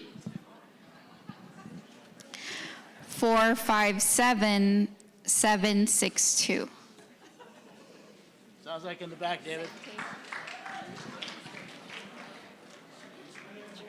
Okay. Our last 2 prizes are from Nest Smart Thermostats to help you save money on your heating and cooling bills. So this must be one of our environmental great places. So we're gonna draw 2.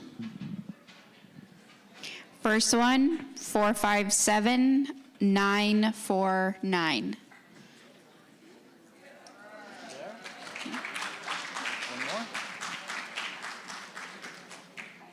Okay.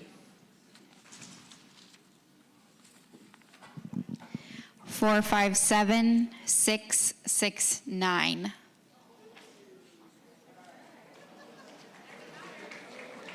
Was it someone?